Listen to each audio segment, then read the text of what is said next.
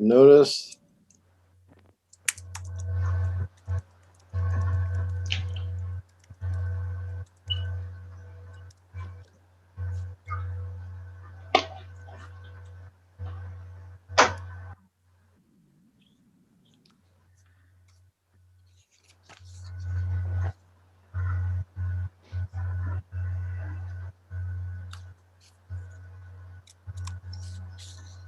Okay, we are live. So at 7 o'clock, I will call the meeting of the Lunenburg Select Board of Tuesday, June 1st to order. In accordance with the requirements of the open meeting law, please be advised that this meeting is being recorded and broadcast over the Lunenburg Public Access Channel. The town of Lunenburg, in response to the COVID-19 pandemic, is currently following the guidance from the Lunenburg Board of Health. I'm going to be pausing as people join this, so I have double duty here. We are following the advice and the guidance from the Lunenburg Board of Health, the Massachusetts Department of Public Health, and the CDC regarding the virus and steps communities can take to prevent its spread. In accordance with the governor's order suspending certain provisions of the open meeting law, General Law, Chapter 30A, Section 20, all public meetings are being conducted remotely.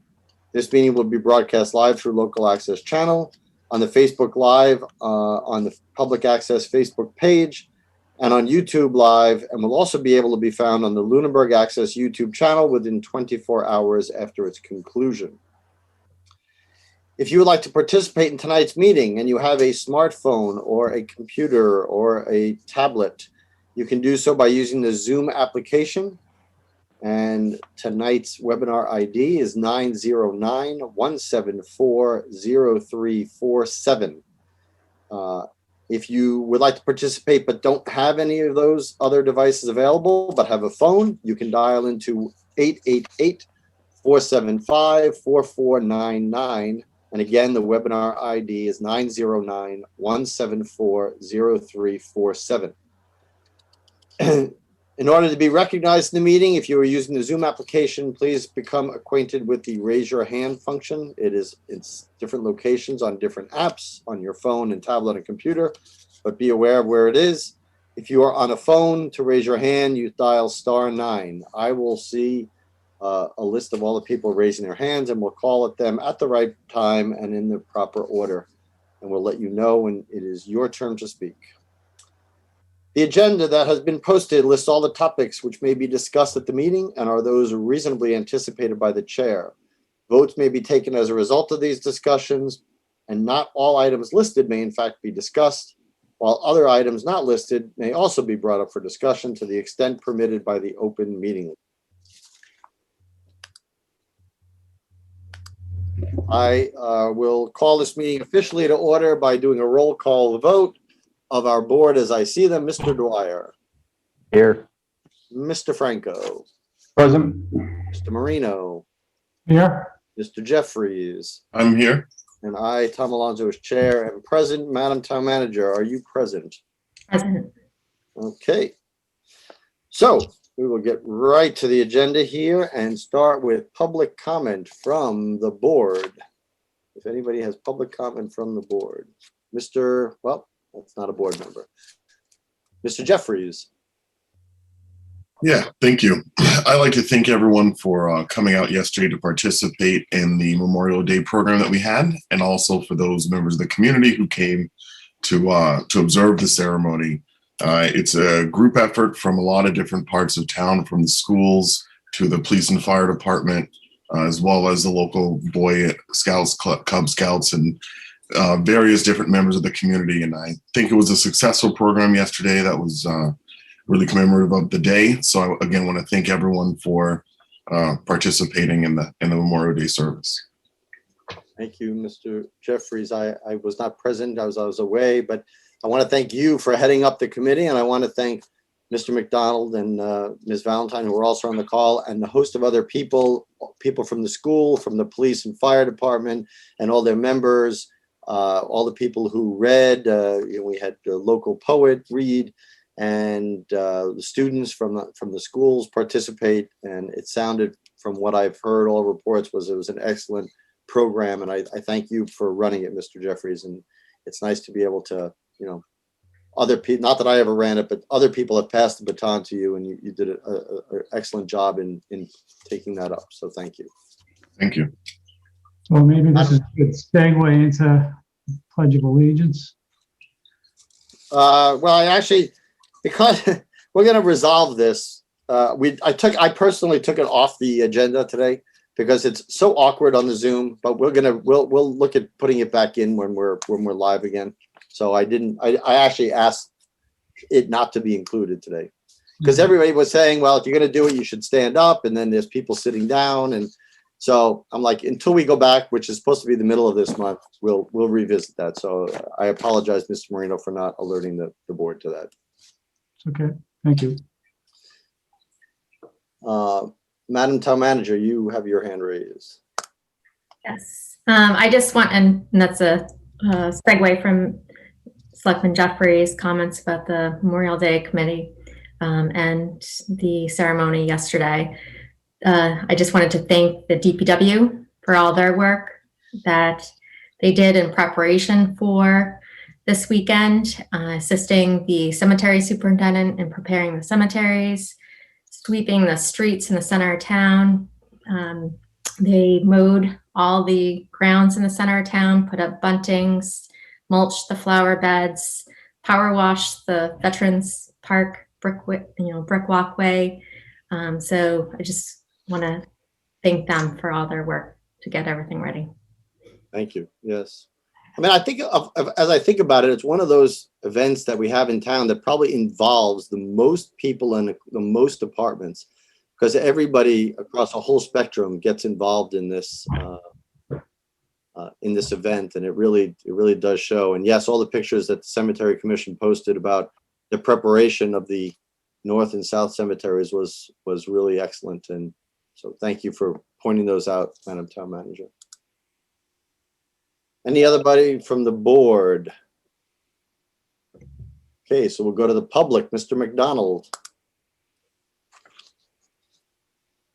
I guess I have to unmute you, don't I? Where did you go? There we go. I thought I hit unmute, but I hit lower hand. So. Good evening, everybody. Can you hear me okay? We can. First of all, I just want to say thank you to Mr. Jeffries and all the other board members for letting us come and participate in yesterday's ceremony. It was a very nice ceremony. And again, thank you guys for letting the Salvation Army be involved. The other thing that we want to talk about tonight, my name is Dave McDonald. I live in Lunenburg. I'm also representing the Salvation Army tonight, as I have for the last 35 years. With me is Lynette Valentine. She's our envoy for the Fitchburg, Lumsden, Lunenburg Corps. Needless to say, it's been a very, very busy year for us at the Salvation Army. Not only did we help Lunenburg with meals to the seniors, to the shut-ins, to the homeless, we also helped the Turkey Hill Lions Club with their food drives. We went to fires. We've been just about everywhere in Lunenburg. It's been a long year, and it's so nice to see the sunshine finally over Lunenburg and get our way out of everything. Tonight, we're here to celebrate what we did during last year. And again, we couldn't have done anything last year without all your help. The leadership in Lunenburg has shown to be exceptional. The first responders were fantastic. The citizens came out and said, what can we do to help you here? When we did our toy drive, you guys were there to help. When we did our boot drive, Mr. Alonso, you came in second, but you did good on the boot drive. We want to thank all the other board members who also joined us. But we're here tonight to talk about something exciting. We're here to talk about giving back to Lunenburg. We're here to talk about our first responders giving back. And I would like to do is introduce Lynette and let her explain to you what we're doing. And by the way, I know you guys have a busy agenda, so we don't want to take up much of your time. But again, thank you guys from the bottom of our hearts. Lynette? Well, let me get Lynette. Before Lynette starts, I want to thank her for signing up as herself. Usually she's her sister, incognito. Yeah, I worked on that. Anyway, the reason I'm here, again, like Dave said, Salvation Army, along with everyone else, first responders, community, city officials and leaders, we've all had a really rough 18 months go about. And with everything opening up and things being said, the Salvation Army is going to do something exciting, if you will, on Friday in the afternoon. We're going to be located in Fitchburg, Leominster, and Lunenburg, and it's our National Donut Day. And a lot of people aren't aware of what happens on that day and why it is observed. But in World War I, the Salvation Army lassies, the girls went out and they made donuts in the helmets to our frontline soldiers. And they looked forward to those donuts.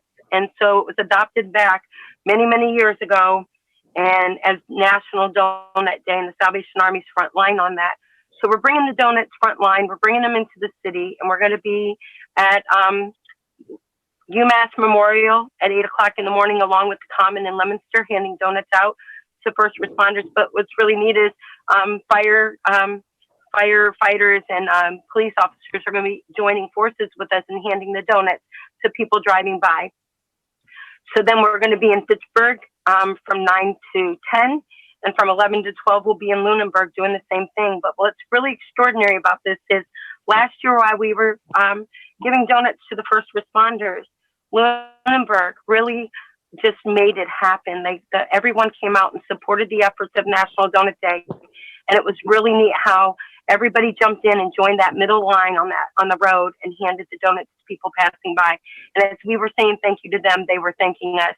So it's just really exciting to bring this back in full force again this year. And when people are seeing us out on the road, that they know what we're doing it for. We're recognizing the community that's come together in full throttle during the most difficult time of a pandemic. And it's our way of saying thank you with a donut, with a smile. So when they take that bite of the donut, look at it, it's a smile. It's a smile that's giving back to you.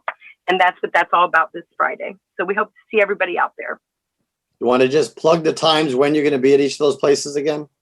Yes, from 8 to 9, we're going to be at UMass at the entranceway of the hospital and at the Common in Leominster. And then from 8 to 9, 9:30 to 10:30, we're going to be Fitchburg intersection in Summer Street.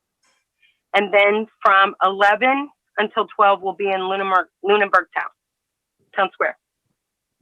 I believe it's School Street, isn't it, Dave? I'm not familiar, but we're right there. School, Yeah. yes, it's School Street, yes.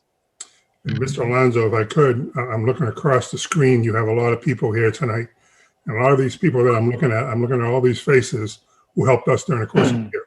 And I wish I could thank each and every one of you personally tonight, but you all have your own agendas going on. But it's good to know that I know a lot of people who also care about the community and gave back. And one special note to Heather Lemieux. Heather, I know we did a lot during the year, and you were always there to support us. I hope we were there to support you. So, again, from the bottom of our hearts, thank you. Thank you. Come see us on Friday. Yeah. Yeah. Everybody listening, you can come out and see them at these locations in Lunenburg from 11 to 12 at School Street. I want to thank you, Dave and Lynette, both for what you've done, what you continue to do. And I hope we have a good showing there. I hope to be there this Friday to assist. Actually, anyone can come. If anybody works for the town and gave back or working on a committee, come on down, say hi, pass out a donut and a juice. They're nice little bags. It has recipes of how to make donuts. So everyone's invited to come and help. So come on down. Excellent. Thank you. Thank you, guys. Lynette, Thank you. Thank you. All right. Thank you. Any other public comment from the public? Seeing no hands. Okay. Any announcements, Madam Town Manager? None at this time. Okay.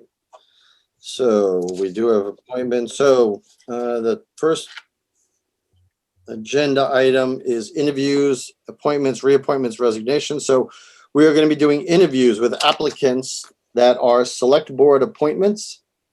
And that is to the Agricultural Commission, the Conservation Commission, the Town Constable, Council on Aging, Historical Commission, Public Access Cable, and Zoning Board of Appeals. So we're going to go in the order that they're listed here. So let's go. Let me get out my cheat sheet here. And we're going to start with the Agricultural Commission.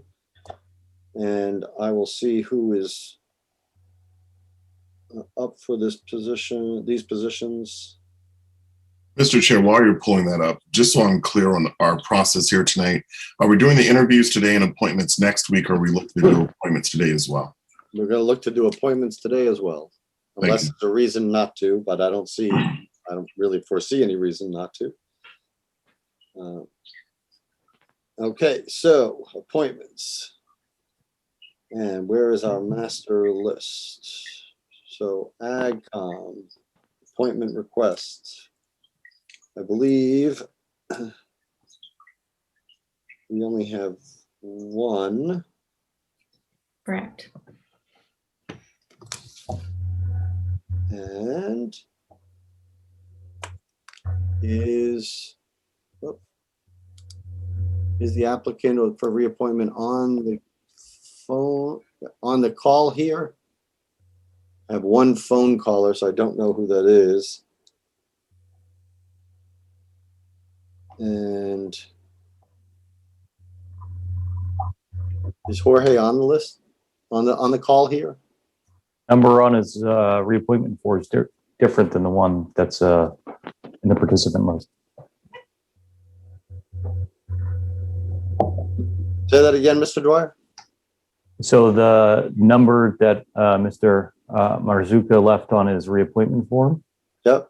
is different than the one that's on the Oh, okay. participant list in Zoom. Gotcha. All right. So, in such a case as this, we have one appointment available. We have one applicant. He is not here, but he has been a member of the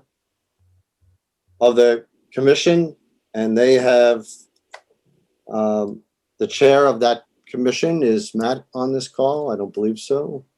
But he has sent saying that we as a commission discussed Jorge being reappointed at our April meeting. There was no expressed desire for comment. I appreciate his volunteerism, and he is an active member. So it seems to me that is support for his nomination for a reappointment. I would open it up to the board. We're going to do these. This is the way we're going to do this. I should have started this first. We're going to do the interview, the announcement of the positions and the committee, the interviews with all the applicants. They'll be able to have questions from the Board of Selectmen members. Then we'll get the input from the committee, board, or commission that they're looking to be placed on, and then the board will vote. So I just want to know that everybody is aware of the process here. So, do I have any questions or comments or anything from the board on the reappointment of Mr. Marzuka to the Agricultural Commission?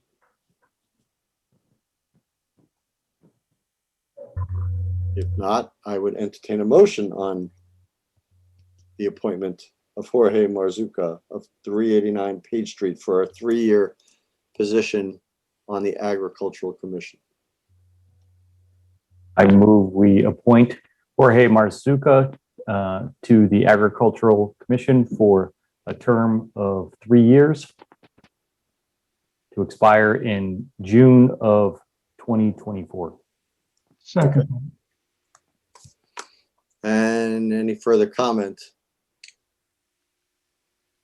Now we'll take a roll call vote. Mr. Dwyer, Aye. Mr. Franco, Mr. Marino, Aye. Mr. Jeffries, Aye. and an aye from myself. For everybody here, for everybody who gets nominated and appointed, please make sure you see the town clerk's office to get sworn in again for your new term before you join your municipal body for their next meeting. Okay, next up is the Conservation Commission. This has 2 openings, and what started out as 5 applicants has now been dwindled to 3. Before we start, I've been asked by one of the applicants who has rescinded his reappointment request. So let me read that into the record as I promised I would.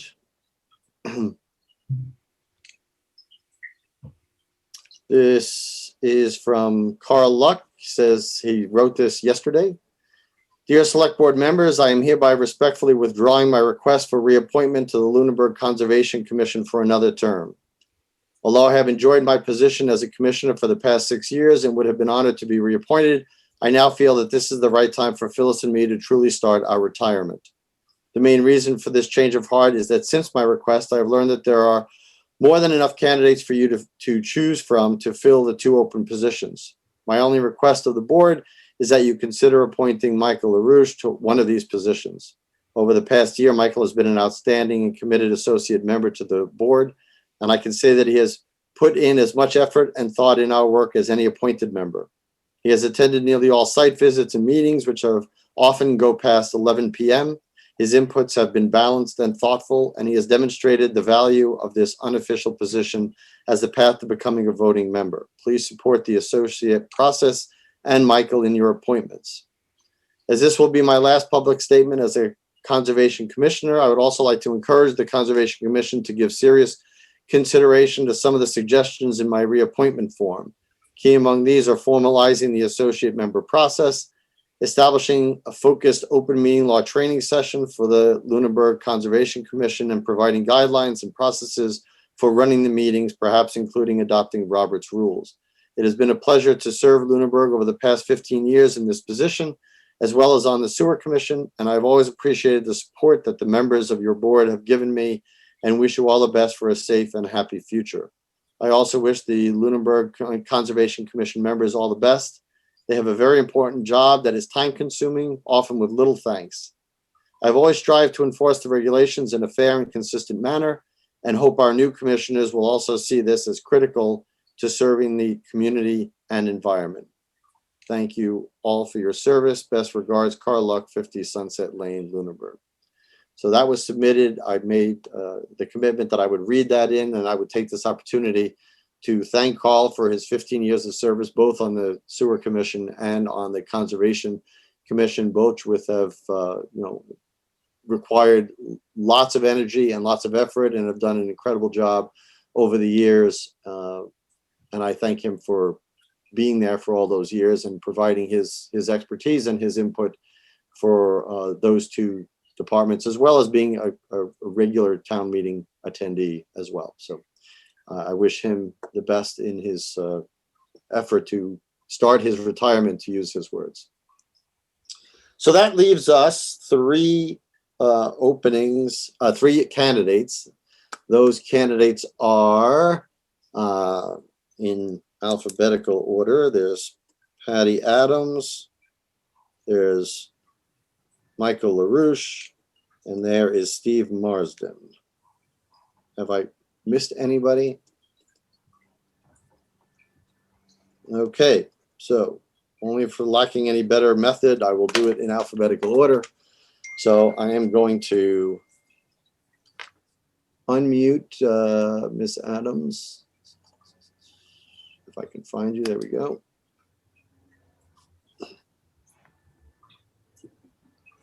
Can you hear me? We can hear you. Okay. Oh, first of all, welcome. Thank you. Thank you for inviting me. So I will start off by, as I always do with applicants, if you would introduce yourself to those people who don't know you, and give a little bit about yourself and why you want to be on the Conservation Commission. Sure. So my name is Patty Adams, and I've lived in Lunenburg since 2004. I live on Hickory Hills Lake, Brookview Terrace, and I've had meetings with the Conservation Committee, just one dealing with them, and I felt that it could have gone a little bit better. And I thought that what I could bring to the table, I'm not saying that I'm an expert in conservation. I think that they do have a lot of people that have all the knowledge on the committee, and I'm willing to learn. But what I can bring to the table is that at where I work at a hospital, I have a lot of customer service, and that's what I would like to see improve. I would like to be able to like bring to the table what I do at the hospital. So I'm a human rights officer, and I also am, so I always say patients because I deal with patients, but it's customer service because I deal with the patient, I deal with the families, I deal with other people that are in their family, and I deal with all the complaints, the grievances. And I also am right now interim director of performance improvement and risk. So I feel that we could do a better job when we're dealing with the public. I feel to work with them and guide them, and to be a resource for them, to be able to say, what is it that you're trying to accomplish? And because of the laws, we can't do that, but we can do this, and like come to a conclusion so that everybody's happy with the resolution. And that's kind of what that I'm looking to bring to the table, is that. If I can ask one question, at the beginning, you said that you had one interaction with them. Do you mean as an applicant for something to do with your property? Is that what you're saying? Yes. Oh, okay. And it's for someone that had never dealt with it before, it can be a scary process. And, it's like a fear of the unknown type of thing. And I just felt like, here's a lot of information and a lot of paperwork, and this is what you can't do. I didn't feel like, tell me what I can do, or show me how, I might not be able to do 10 steps, but I might be able to get 5 of those steps done. So that's what I kind of want to work with the public to be more helpful in that way. Okay. And instead of I know that the packet felt really big to me. It was whatever you're going to ever want done, fill out the paperwork now, but you don't know what you're going to want done down the road. So I want to be able to say, this is what you're trying to accomplish. This is the paperwork that you need to do it. Have you been to any conservation meetings? Yes. Since that happened last summer, since my first experience, I've been going on the YouTube. So I don't attend, of course you don't have them in person, so I don't attend a lot of them like this where you can see me, but I have attended a few of them on Zoom, and then mostly I've gone on to the YouTube to watch. And honestly, sometimes I fall asleep before the 11 o'clock one, but that's just because I've worked a 12-hour day and then I come home and I'm tired. Well, that might be a luxury you may not be able to have if you're on the commission. Right. It would probably look bad. Well, I think when you're involved and you're in it, then you're going to stay awake. That's just Most of the time. live in the audience. So I'll open it up to the board. If anybody has any questions for Ms. Adams, just raise your hand. And Mr. Jeffries. Yeah, well, first, thank you for stepping up to volunteer to join the Conservation Commission. I think that it's really helpful for the Conservation Commission to focus more on how to be approachable to the community, how to be engaging, and how to be a resource. And I think that it sounds as if you have the right intentions here, but if I can just ask a little bit more about your professional experience. I think that people can learn in the roles. So I don't believe that having a experience in the area is necessarily relevant as much as it's having the aptitude to have it. Would you mind just explaining a little bit more about your professional experience and in terms of conflict resolution, being able to formulate some of your challenges into a workable solution, and how you envision that occurring? Like what I do now, or what I would do when I was on the board? Well, if I got so my everyday job is dealing with challenges. So because I work for a psychiatric hospital, we have to deal with all the different departments statewide, so the Department of Mental Health, the DCF, which is the Children's Services, Department of Children's Services. We deal with the DPPC, so people that are mentally challenged. So all of those, if a patient were to call them and say, my human rights are being violated, or, they didn't like what the treatment team, the care that they were getting. So what I have to do is I have to meet with the patient and find out what it is. And then I have to do an investigation. And that includes looking at the medical record, interviewing the staff, and then writing a resolution letter back to the state. And they're very picky. And so you have to make sure that you have all the information in there, and you have to have everything, all the documentation to back it up. So if I'm saying we did X, Y, and Z for the patient, and that maybe they were confused, or maybe they were, on medication, or they just had come in and they were suicidal and they weren't thinking clearly. But anything that I say and send to them, I have to have backup paperwork. So in other words, it has to be written in also the medical record, or I might have to have an incident report on it, or restraint saying that, there was a reason for someone was in a restraint. So It's just, you have to be very articulate and very careful about everything that you write down to make sure that you can clearly prove what you're saying. Okay. Well, I appreciate that. It sounds as if from that you have experience working with complex regulations, being able to work with a variety of stakeholders and meet their needs. So And thank you right, very much. and everybody has to be happy with the resolution, both the patient and the state when that happens. Any other questions from the board?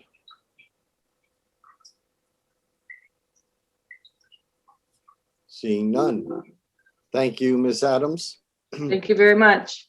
I will put you on mute and unmute Mr. Larouche.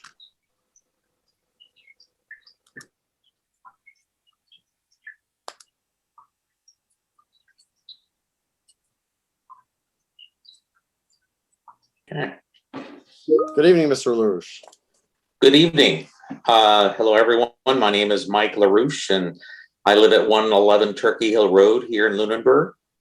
And I've been in Lunenburg for over 40 years. I met my wife here at Fitchburg State College. We've been married for 41 plus years. I have two lovely children who went through the Lunenburg school system. I helped during that time as a softball coach, both in Little League as well as when they went to high school. And before I had my kids, I did hike the Appalachian Trail while I was going to college here at Fitchburg State College. And that sort of kind of put me on track, in my opinion, to the environment and how I can somehow get connected with just our town, as well as put me on track. I think that people need to be on track, environmentally speaking, when I was very young. So from there, I worked 23 years as the director of maintenance for the Lipton Center, serving our clients in our community, and spent a lot of time with the making sure that the buildings were safe for not only our clients, but anyone who would come into the buildings that we maintained. I did move on after that to work as the environmental services director for the Salmon Health and Retirement Organization. And there too, my focus was on public safety. As the director of environmental services, I was able to provide a 12-year consecutive deficiency-free Department of Public Safety survey for the long-term facility that I worked for there. And you say, how was that important? But if you're going to place a loved one in a long-term care facility, you're going to want to know that the facility that you're putting your loved one in really pays a lot of attention to safety for the residents who live there. So that was a big piece of just being connected with safety in all of the jobs that I have been a part of. I've recently retired, and it felt like it was time to give back to the town, as I did when initially my girls were in softball. So that's why I turned to the Conservation Commission as an associate commissioner, and would like to continue on to provide that kind of service again to the town. Thank you, Mr. Larouche. I'll ask the first question, which is, since you've served as an associate for approximately a year now, is that correct? It's been 7 months, so. Okay, 7 months. Thank you. How do you feel it would be different being a full member than an associate? I mean, obviously you have a lot of inside knowledge from having sat through 7 months of their meetings and been on a lot of sidewalks, but how will it be different for you if that role were changed? I think the group has always allowed me to give whatever feedback I thought was necessary to add to whatever was being discussed.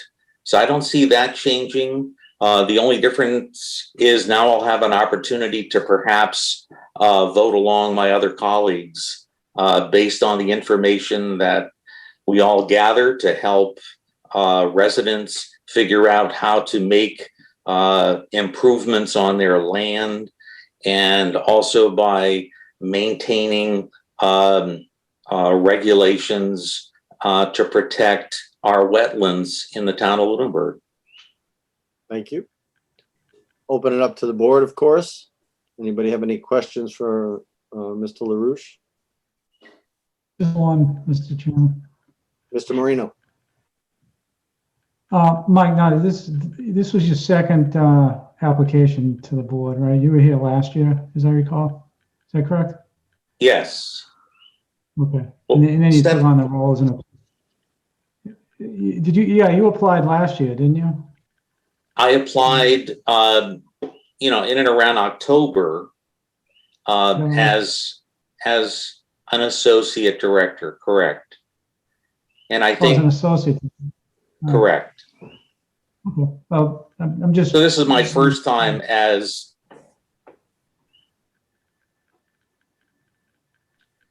And what was your question?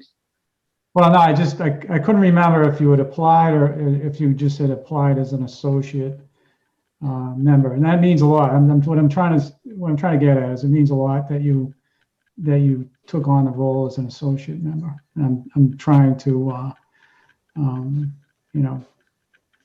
trying to make that a positive point. Okay. Well, thank you. Yeah, I thought, Mr. Larouche, I thought you did interview for a position, and when that position was full, we encouraged you to become an associate member. What am I misrecollecting that? My recollection is very similar to what Mr. Marino's is. Okay. I think at the time we had another associate commissioner on board, and that position went to him because he had served as an associate and I had just come on. So I was not selected because there was already someone who had experience. So I thought it was October, but it could have been before that. But it was for the full membership. And then we chose somebody in that process who was an associate. And then correct. We asked you to stay on as an associate, just to keep the record straight. I think that's correct. That's what happened. Mr. Dwyer. Thank you, Mr. Chair. I just want to echo what Mr. Marino said, and actually Mr. Luck said in his letter. My understanding from the folks I've talked to on the commission is that Mr. Larouche has done an outstanding job as an associate member and really dove into participating in the commission just as a full voting member would. And I think that speaks very well to the job he would do as a full voting member. Okay. Any other questions for Mr. Larouche? Mr. Franco. Just more of a statement. I served on a conservation commission in Southbridge more than a quarter of a century ago at this point. So I know, I'm familiar, and plus watching recent conservation commission meetings brought a lot of it back to me. I know it's very dense and a lot to navigate. So it gives me a great degree of comfort that you've already been doing this for 7 months, and just by being even if you haven't been voting, you've been partaking in the process and learning sort of by doing. So I just want to add that provides a good deal of comfort for me. So thank you. Any other board members? Okay, seeing none. Thank you, Mr. Larouche. Thank you. Thank you. Mr. Marsden, Let's find you on this list. There we are. Hear me? Okay, can we, first of all, let's check your voice here that we can hear you. Can you hear me? It's very low.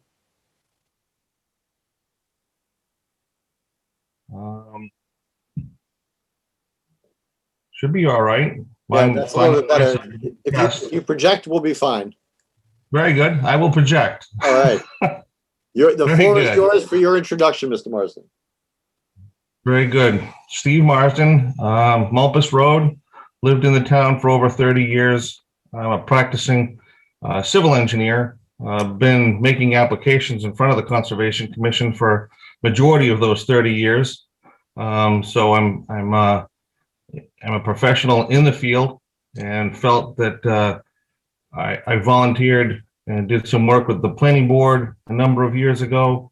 And now it seemed like with Mr. Dwyer's resignation to the commission, that to get another professional on the commission might be an appropriate position. So I put my name in, thinking that I could be of assistance, because this is what I do. It is my profession. This is exactly what I've been doing for the last 30 years. And so I want to help the commission continue to probably mirror some of what Patty said, make the application a little bit easier for the applicants to understand, and move the process so that we can accomplish the charge of the Conservation Commission. Thank you. I just have one question, and that is, because I know that you've been, as you just indicated, you've been before the commission as a civil engineer many times. What is the likelihood or chance of a conflict that you would have a project that would be before the commission?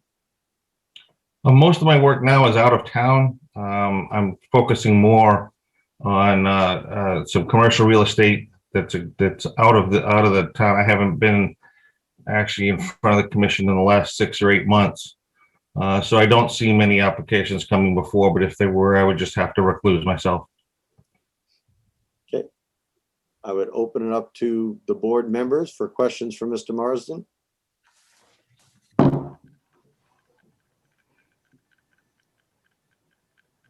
Nobody has any questions? Mr. Dwyer. Thank you, Mr. Chair. Just to comment on Mr. Marsden's application, having seen Mr. Marsden before the Conservation Commission when I was a member, and knowing that he's a practicing civil engineer, he probably has as much or more knowledge about the wetland regulations and their application to projects than pretty much any member of the existing commission, with the exception of our conservation agent. So I think his qualifications are exceptional. I appreciate that. Any other comments from members of the board?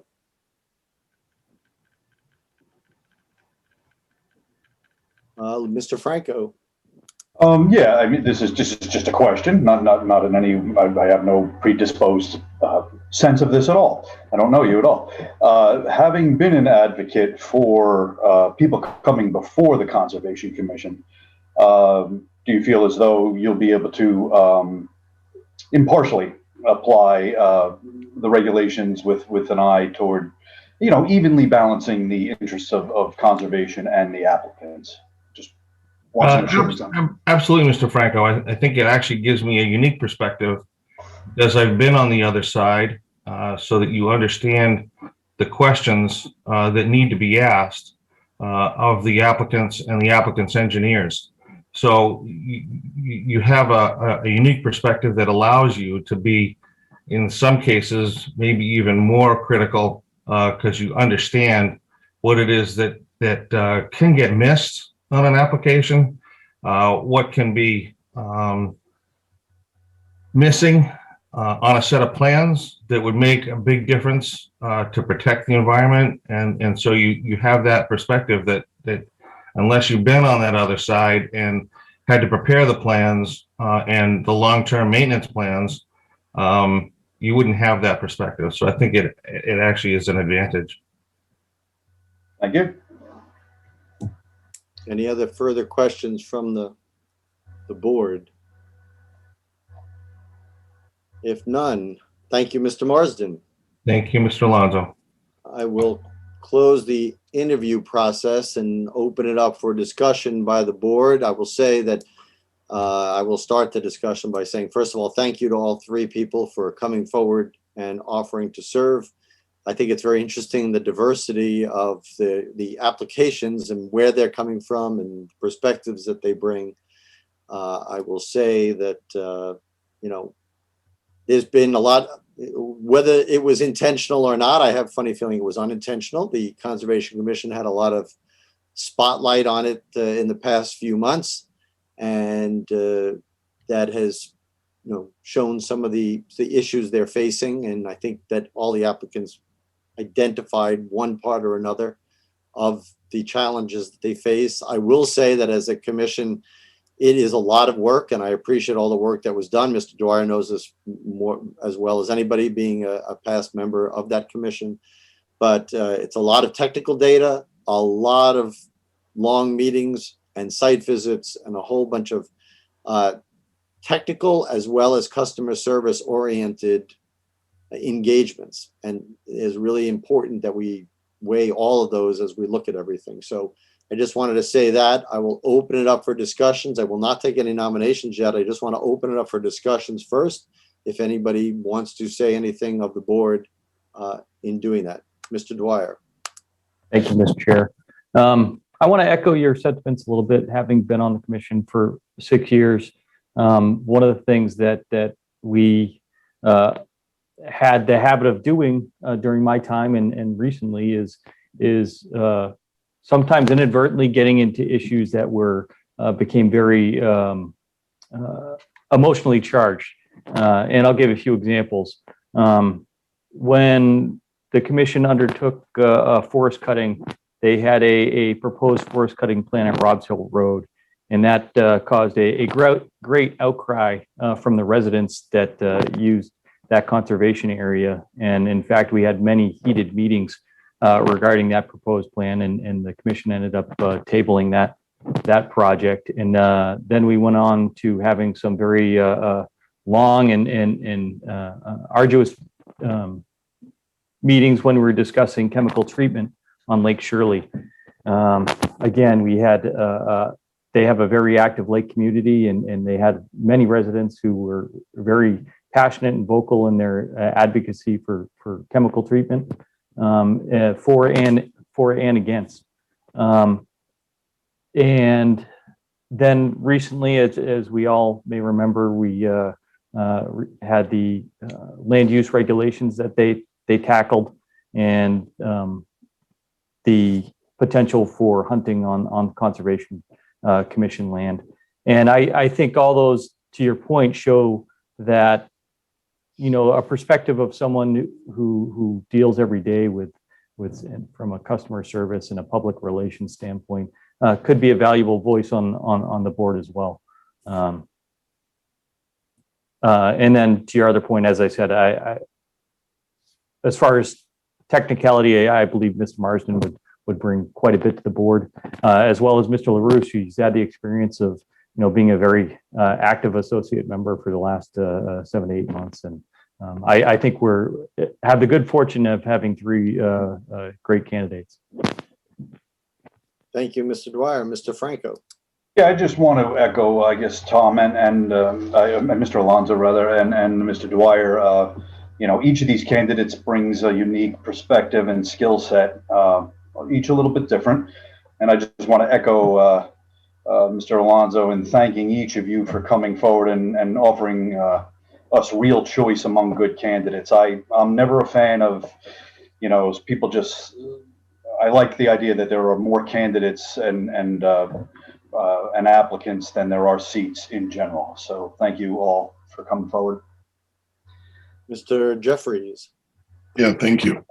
I think that, and as a member as a member of the select board, it's really important for us to not wade into the operational affairs of the boards and committees that we appoint.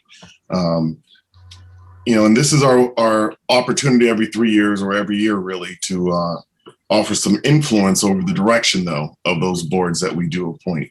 With the Conservation Commission, I think that one of the concerns that I've heard over the last many years is the approachability of the commission to the residents of the town, and that it's difficult to get projects through the commission. It's difficult to understand what you have to do. And I know that sometimes when we get weedy or that we forget that other people don't have the same experiences that we do. So I really think that as whomever we appoint tonight to the commission, that what you will bring to the board is that perspective of the applicant. So that way we can be better at having a commission that's friendlier to work with for residents and more professional in their directness with professionals. Thank you, Mr. Jeffries. Any other comment or discussion from the board? Seeing none, I will say that we did get input from various members of the community in support of all three various candidates. So all three candidates got support. I will not read them all into the record, but they did get support from various members. They weren't numerous. They weren't like dozens and dozens. There were probably about 8 people who from the community who wrote in. I will say that when we get to the commission recommendations from the commission itself, I watched their last meeting, which stalled at the beginning and the end of the meeting to come up with a recommendation of people. I found that a little discomforting that after knowing and interviewing people that the commission did not take a stand on anybody in particular as a body, but that is what they chose to do. So that is where we stand now. And with all that being said and all the discussion being said, I think it's time now. I think we would open it up for nominations for the 2 positions of the 3 candidates. Mr. Franco. Yes, I move to appoint Michael Larouche as a full voting member of the Conservation Commission for a term of 3 years set to expire 2024. Do I have a second? Second. We have a second by Mr. Marino and Mr. Jeffries. Any further discussion? I will say that to me, it makes sense if we're going to have an associate member program, that would be the first place, barring some exceptional change. We should go with our members, so our associate members. So that makes sense to me. All right. So we are ready for the board to vote on this. Mr. Dwyer. Aye. Mr. Marino. Aye. Mr. Franco. Aye. Mr. Jeffries. Aye. And an aye from me. So that is Mr. Larouche. So now, Mr. Jeffries. Now I nominate Patricia or Patty Adams to the Conservation Commission for a term set to expire in June 2024. Do I have a second? Second. We have a second from Mr. Marino. Again, any further discussion on Ms. Adams' nomination? And we are ready for a roll call vote. Mr. Dwyer. Aye. Mr. Marino. Aye. Mr. Franco. Aye. Mr. Jeffries. Aye. And an aye from myself. So we have the 2 nominations. I want to thank all 3 candidates, for coming forward again. And again, there'll be an opening or a couple openings next year again going forward. So please keep your interest. And I would echo what Mr. Dwyer said. I think that we had the good fortune of having, 3 good candidates for 2 positions. And Mr. LaRouche and Ms. Adams, please make sure you go see the town clerk to get sworn in before your next meeting. For someone who has their hand up and the phones, we are not taking public comment during this appointment process. We're going to be hearing from the applicants and the board members and their commissions or the bodies that they are looking to join. That is all. Mr. Chair, before we move on, can we ask Mr. Marsden to stay on the conservation as a associate member? I think that, I don't think we appoint people. There is no official, as Mr. Luck said in his message, there is no official associate member. If he wants to go and the conservation wants to take him on as an associate member, I don't believe we appoint people. And please, again, correct me if I'm wrong. I think they make the decision to have an associate member. You're correct. Official role of associate member. You're correct. I think I'm just trying to encourage Mr. Marsden to reach out to the Conservation Commission to become an associate. Well, that's exactly what Mr. Larouche did, and again, and I'm sure we can encourage that if people want. I would have him go to their next board meeting.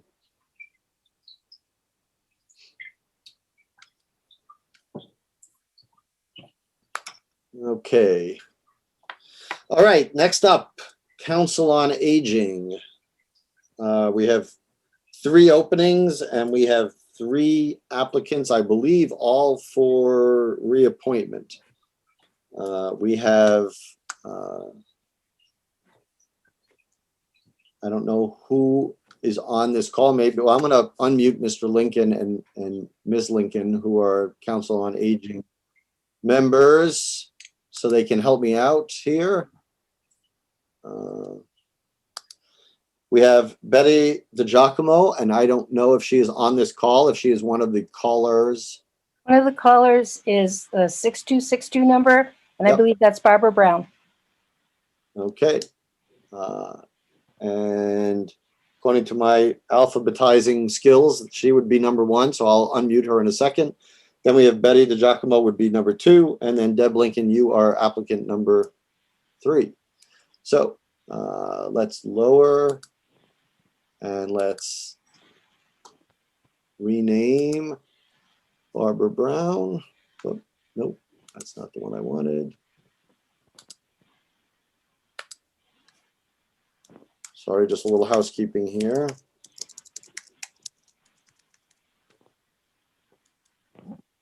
And I'm going to unmute Ms. Brown. To unmute, if you're on the phone, type in *6, I believe. There you go. Hello? Yes, is this Ms. Brown? It is. Okay. Welcome tonight. Thank you very much. And again, for those people who may not know you, tell us a little bit about yourself. And I believe you have already been on Council on Aging, so instead of saying why you are applying, ask why you are reapplying. That's right. I've lived in Lunenburg since 1964. I filled a vacant seat on the Council on Aging for 1 year, and then I served 2 more full terms, which made it 6, and then I was off and back on for 3 years now, and I'm up for reappointment. So I've served under 3 directors. I want to ask you to pick favorites. No, I wouldn't say. But I love Sue Doherty. As I think that's a unanimous vote. Okay. That's about it. I'm up for re-election. All right. And you look forward to being reappointed. I do. Okay. It's a very good board, very active, and I love serving under Deb Lincoln and Pete. Excellent. Thank Any you. questions from the board for Ms. Brown? No. I work with all 3 applicants during their meetings and as the liaison, and certainly I'm going to support all 3. But thank you, Barbara, for again stepping up to remain on the Council of Aging. Thank you. Excellent. I'm going to mute you, Barbara, and we're going to go on to, well, Betty is not here. So I will, since she can't introduce herself, I will ask if anybody has any commentary or any questions for Betty. or about Betty that I guess nobody could really answer. So maybe that's not the best. I'd like to talk for Betty if I could.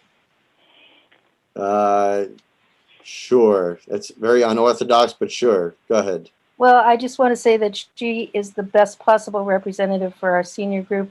Every time we have a meeting, she is our greeter, and you could not possibly ask for anybody to be a better representative for the Council on Aging. I'd say that's an endorsement, but we'll thank you for that on her behalf. And now switch gears and talk on your own behalf, Miss Lincoln. Okay, I'm Debbie Lincoln. I've lived in Lunenburg most of my life, graduated from Lunenburg High School, and I have a real passion for our elders because I've grown up watching people from Lunenburg become our police chiefs and our firefighters and our teachers. Uh-oh. Hold on, we have frozen.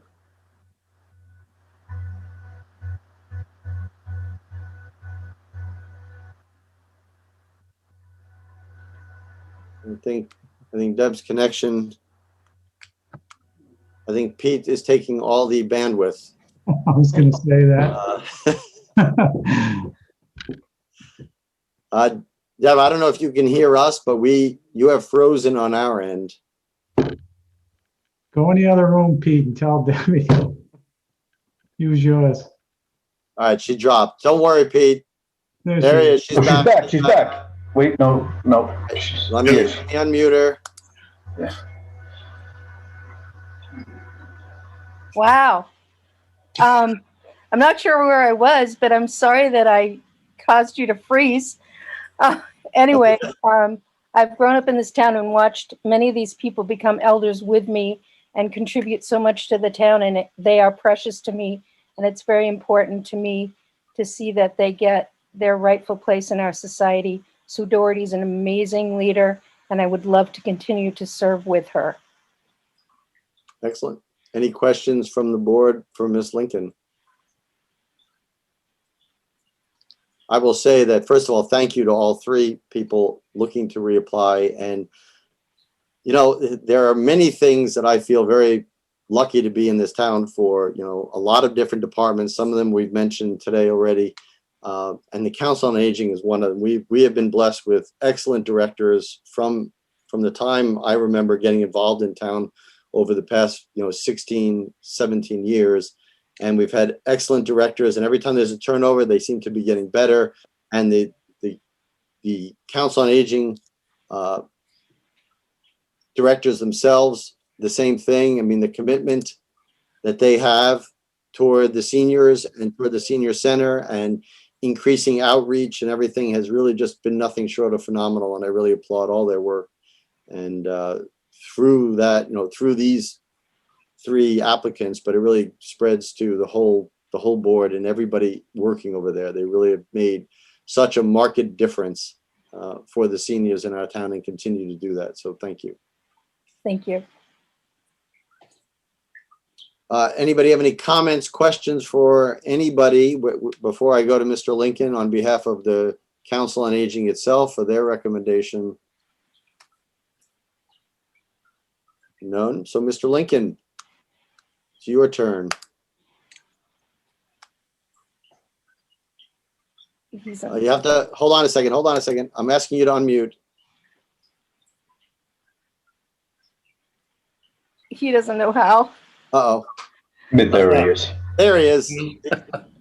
I'm here for PAC, Tom, not for the senior center. Oh, okay. I'm sorry. So, but all right. We're two different committees. No, I know that, but I figured I didn't want to ask Deb Lincoln. I didn't want to ask Deb for the recommendations of the Council on Aging. Well, the Council on Aging has met.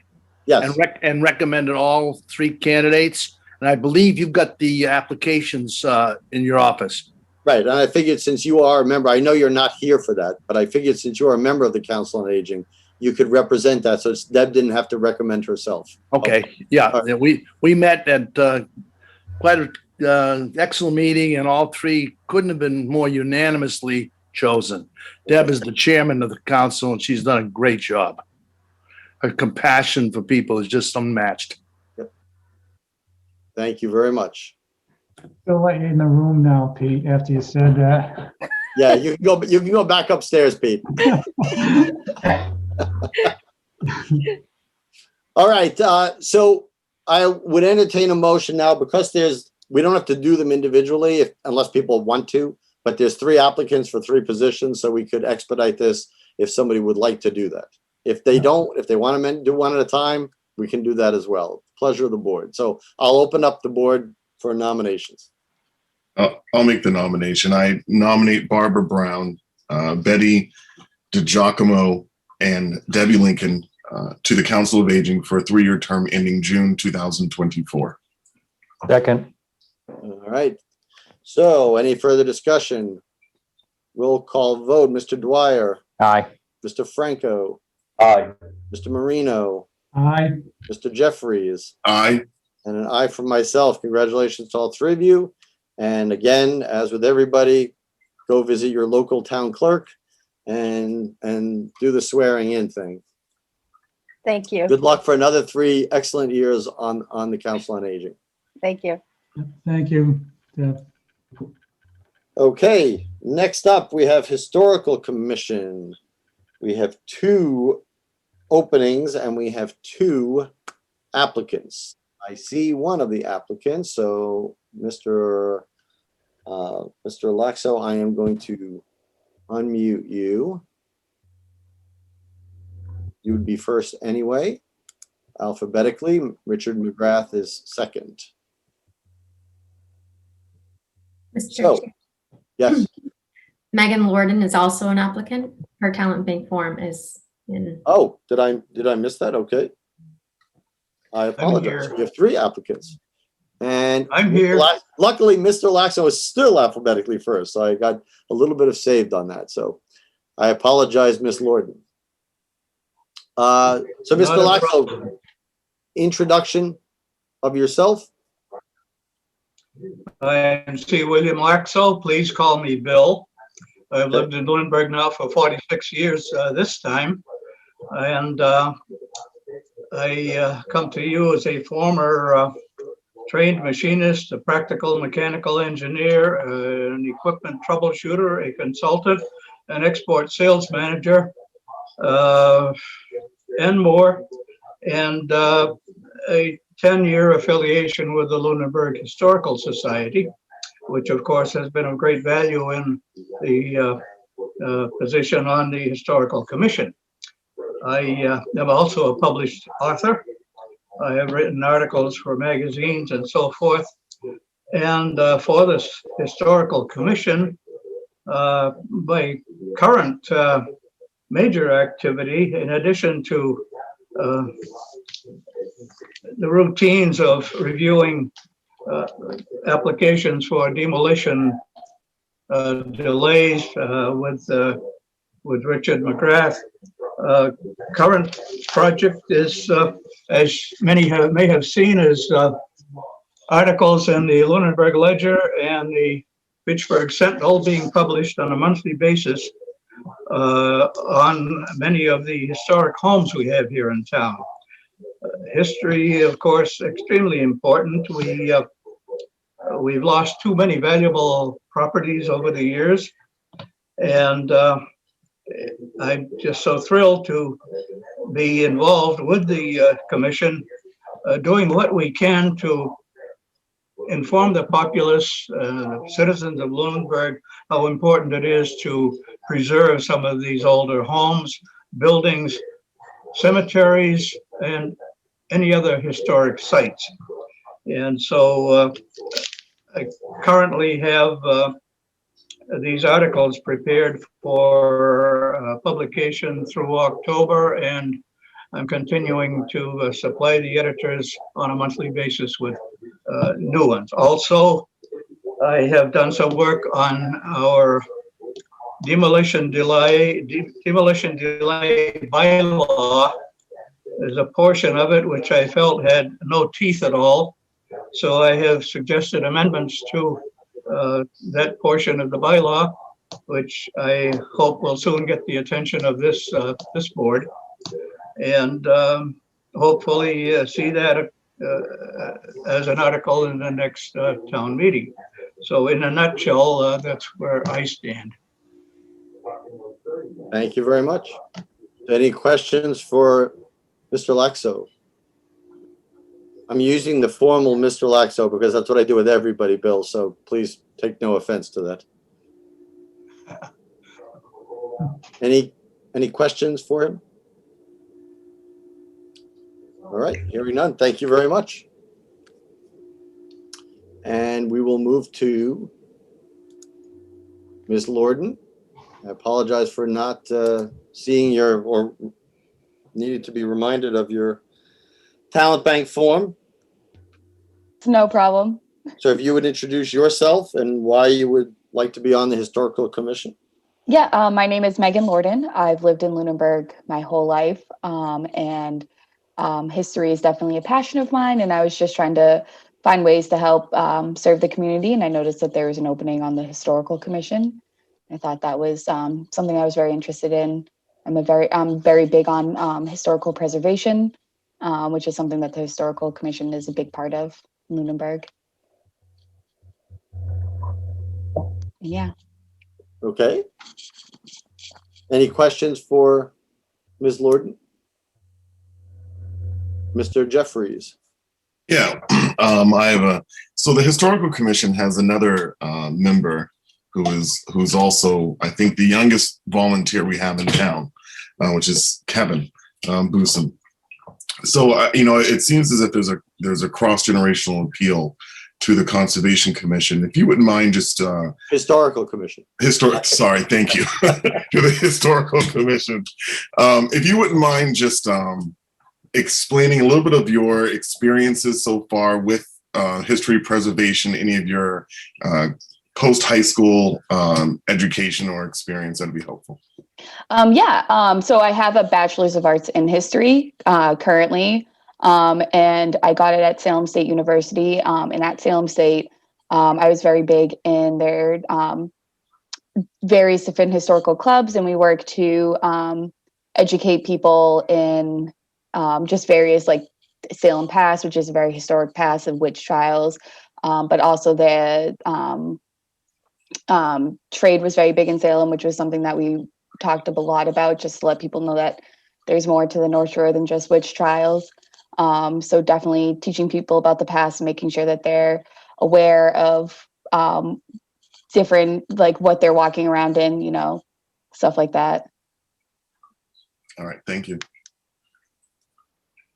Any other questions for Ms. Lorden? I will ask you this because I generally ask this of people when it's their first application of something, especially since what you say as your background is that you want to play a more active role within the community. If not appointed to this, because there's 3 people for 2 seats. Hold on a second. Clarify, there's 1 vacancy on the Historical Commission outside of the 2 positions. Oh, so there's 3 for the 3. Yeah. Oh, okay.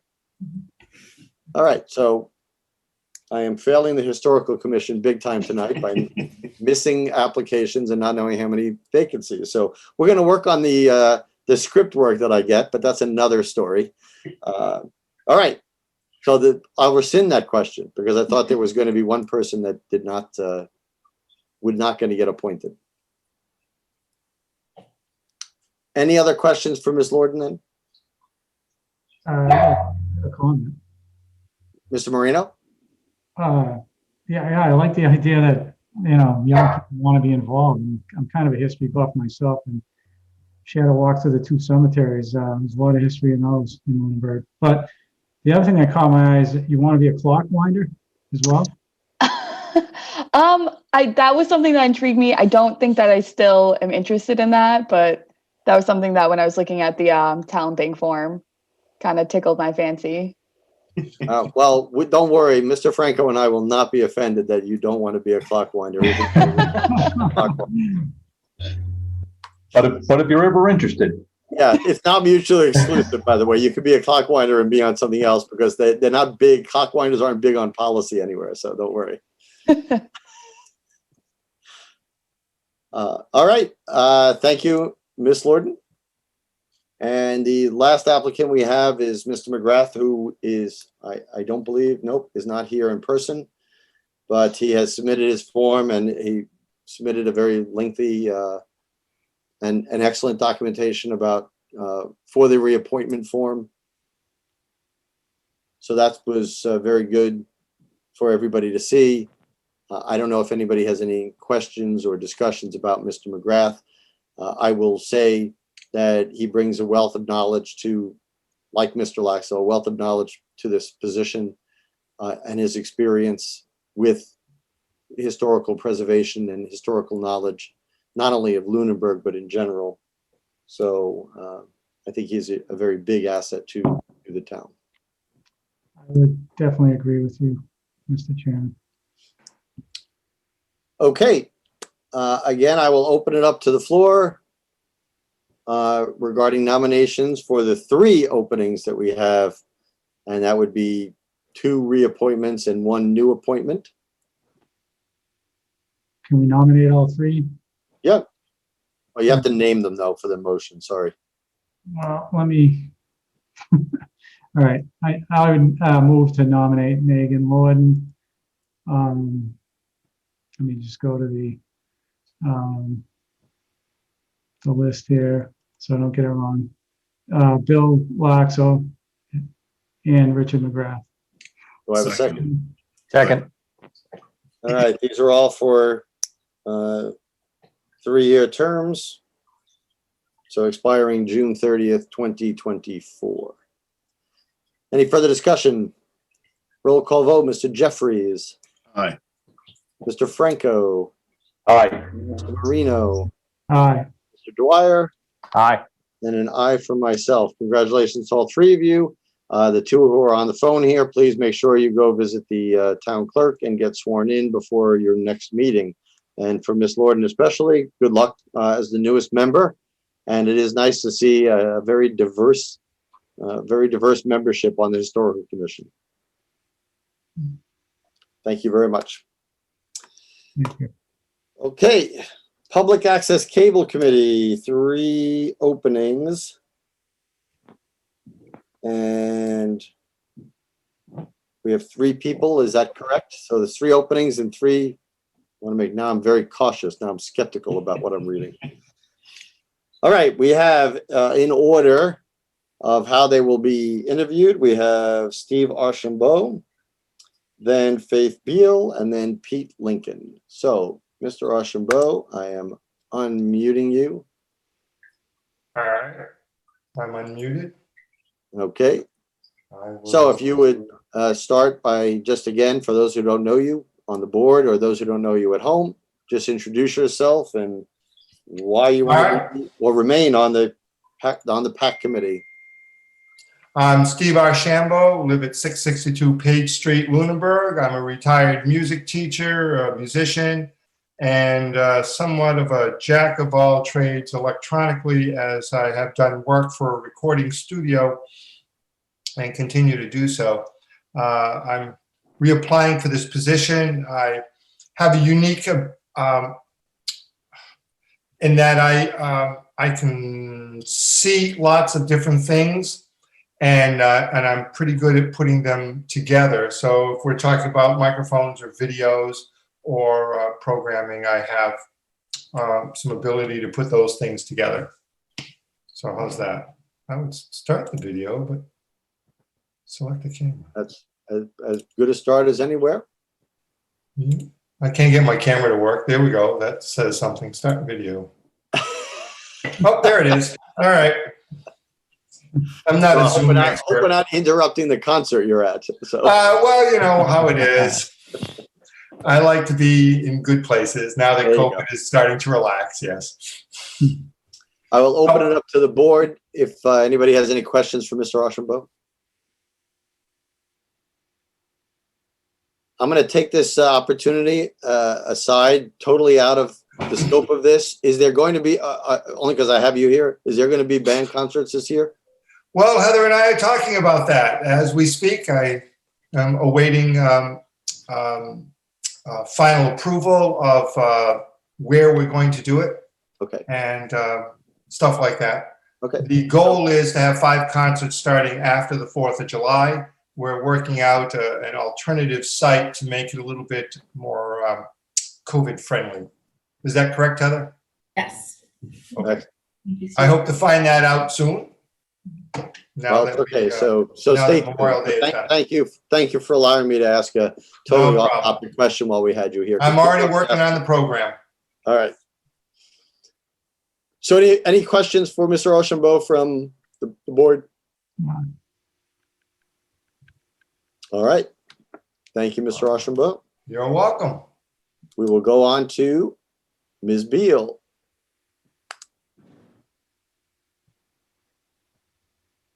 I'm unmuted. All right, yes. So again, just to introduce yourself, you look particularly comfy there. So just tell us who you are and why you want to be on the board or stay on the board.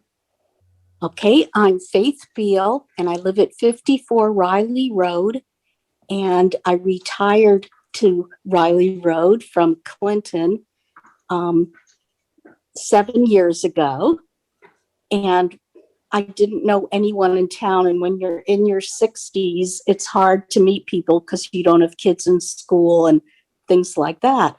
So I decided to, when I saw the form, the talent form at the town hall, I thought, well, maybe I ought to volunteer for committee because that's a good way to get to know people in town.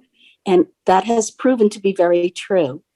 And so the committee I chose was Public Access Cable Committee. And I've been happily on that for the last, I think, 6 years.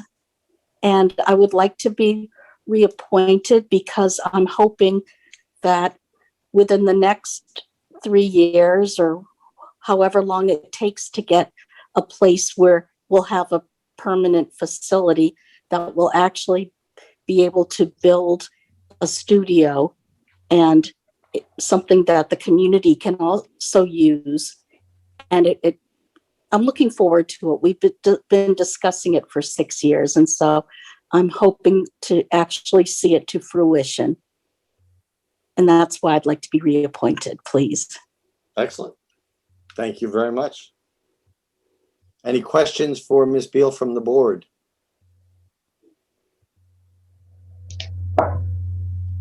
Seeing none.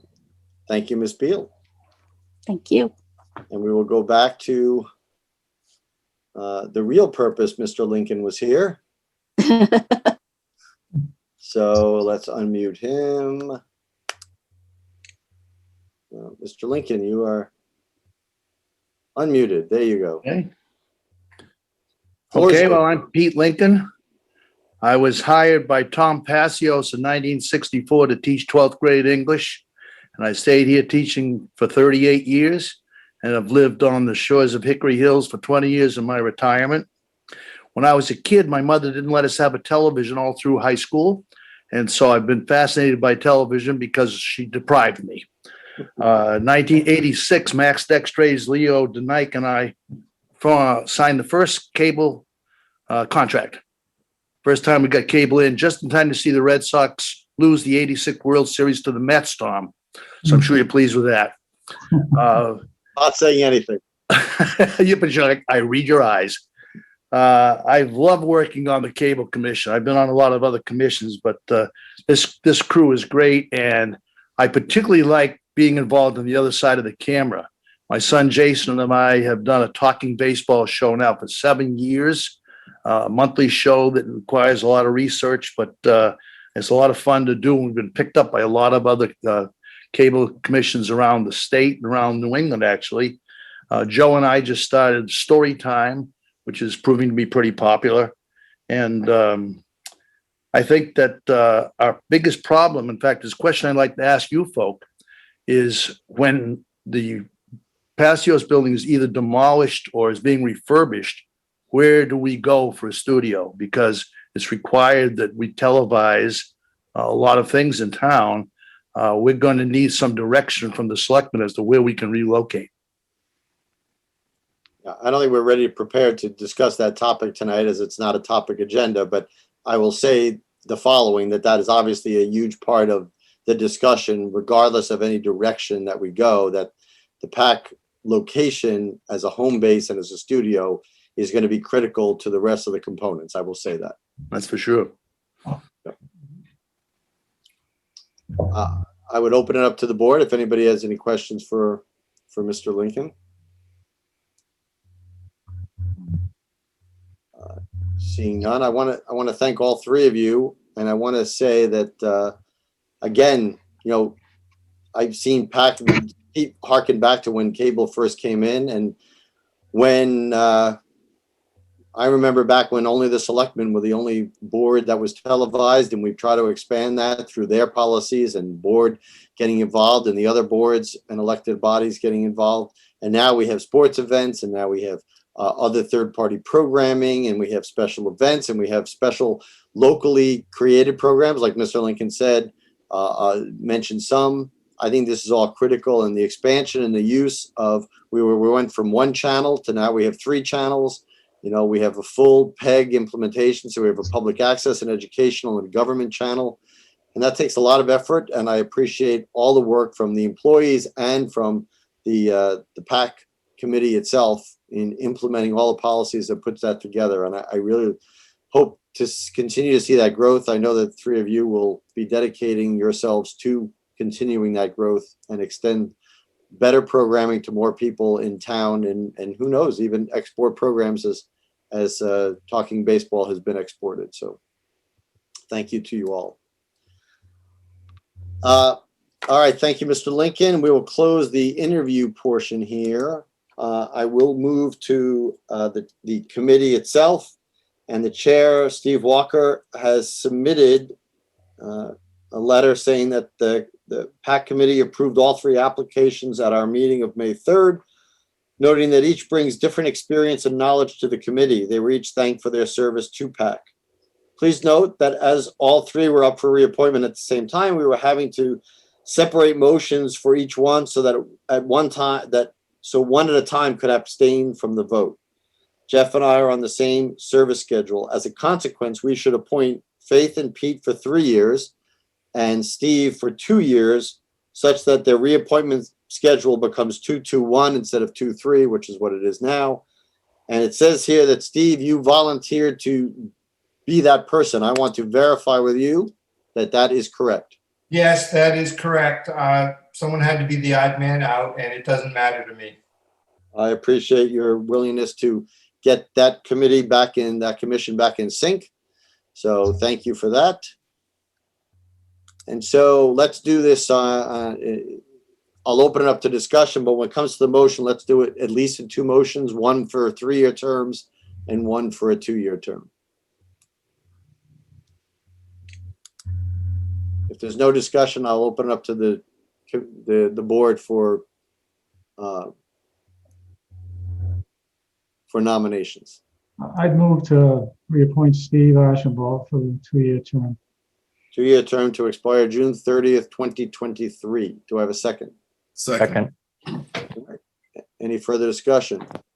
All those in favor, roll call. Mr. Jeffries. Aye. Mr. Franco. Aye. Mr. Marino. Aye. Mr. Dwyer. Aye. And an aye for myself. Okay, entertain, and you're very welcome, Mr. Archambault. So now, remaining nominations, please. Yeah, I'd move to reappoint Faith Beal and Pete Lincoln.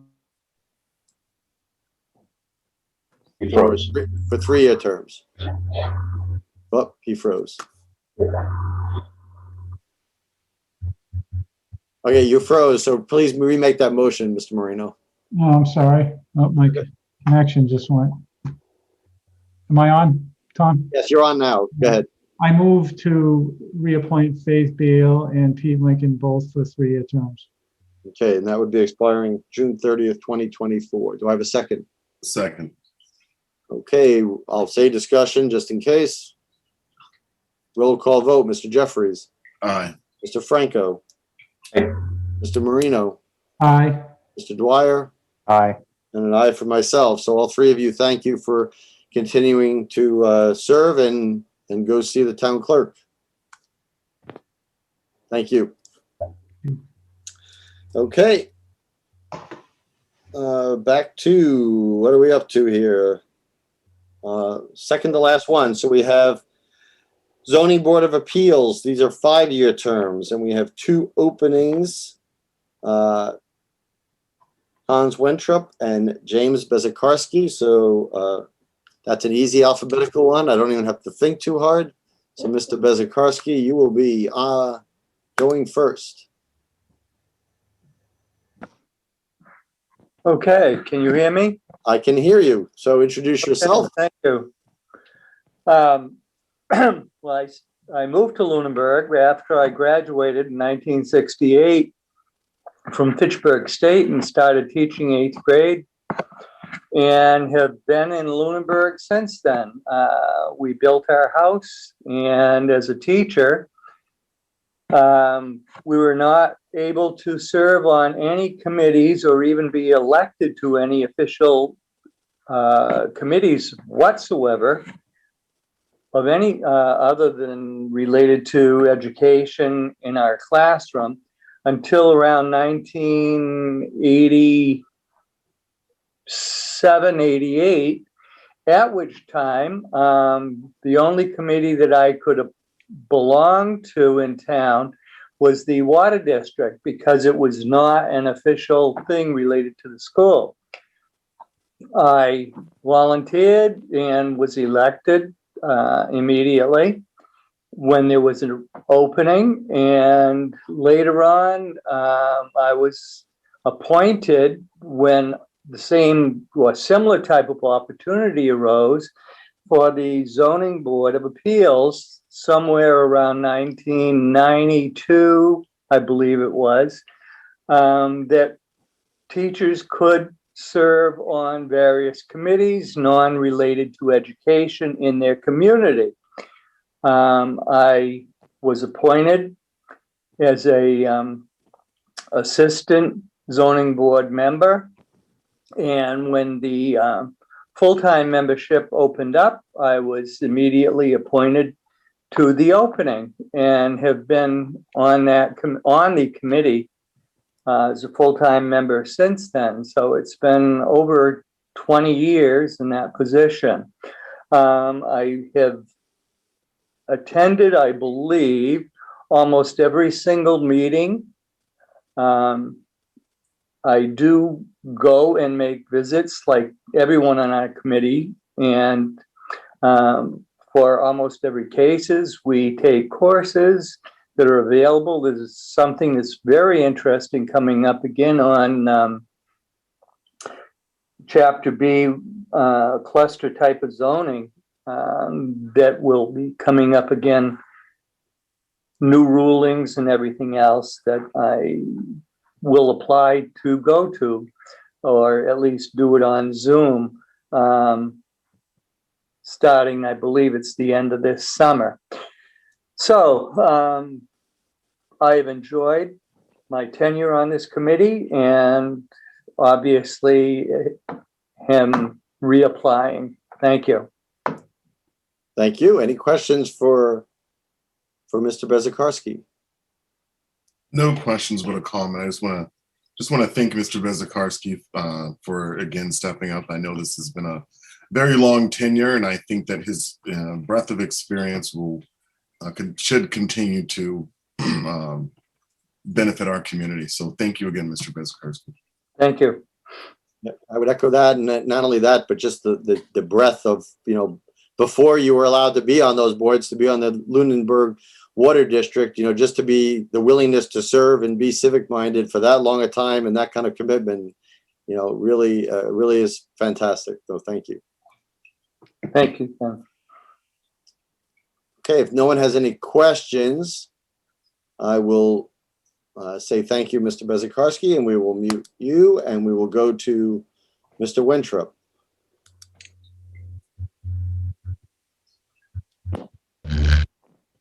Can you hear me, Mr. Chairman? We can. You have the floor. Thank you very much. For those that don't know me, my name is Hans Winthrop. And, I've been on the zoning board had the pleasure of serving with Jim for the time that I've been on the board. I'd like to just say first that as I heard a lot of the other folks before me and the commissions before me and boards, I started out as an interested citizen when I first moved here in 2003 and attended the zoning board meetings and became an associate member and then became a full member.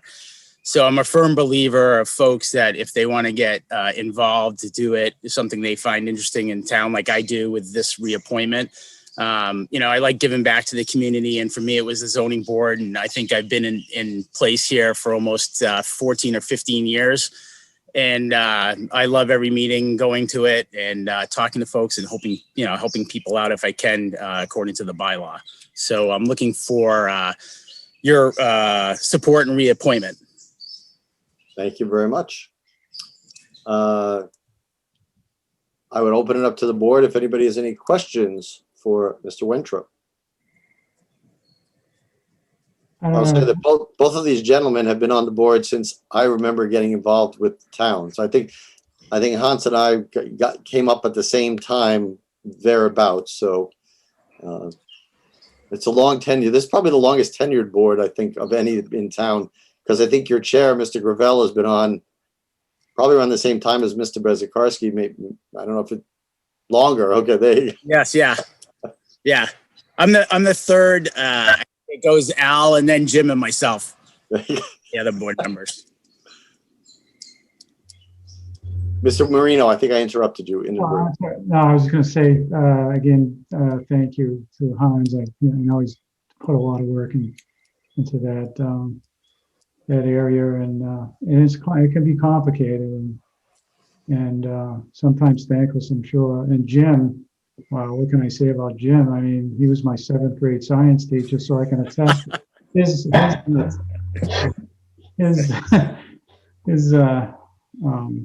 longevity in town here and his service. So thank you to both. All right, if there's no questions, I will mute Mr. Winthrop.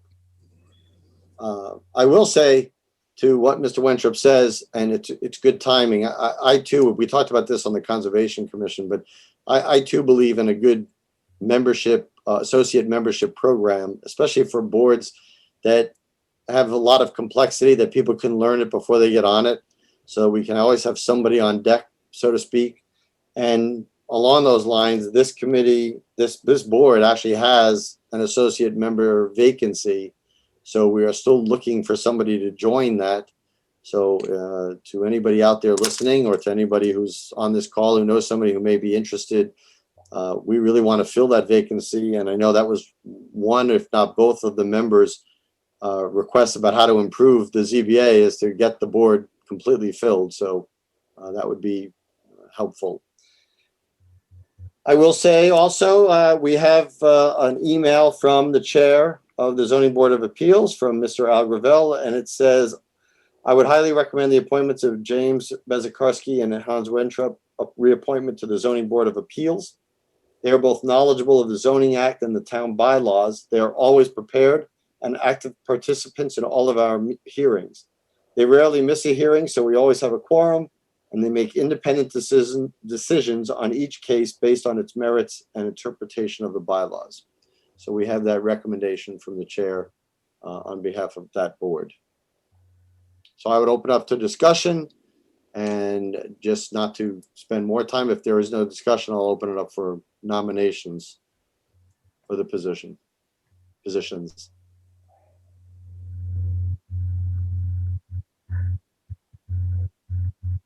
Okay, so I'll open it up for nominations. Maybe I didn't say that loud enough.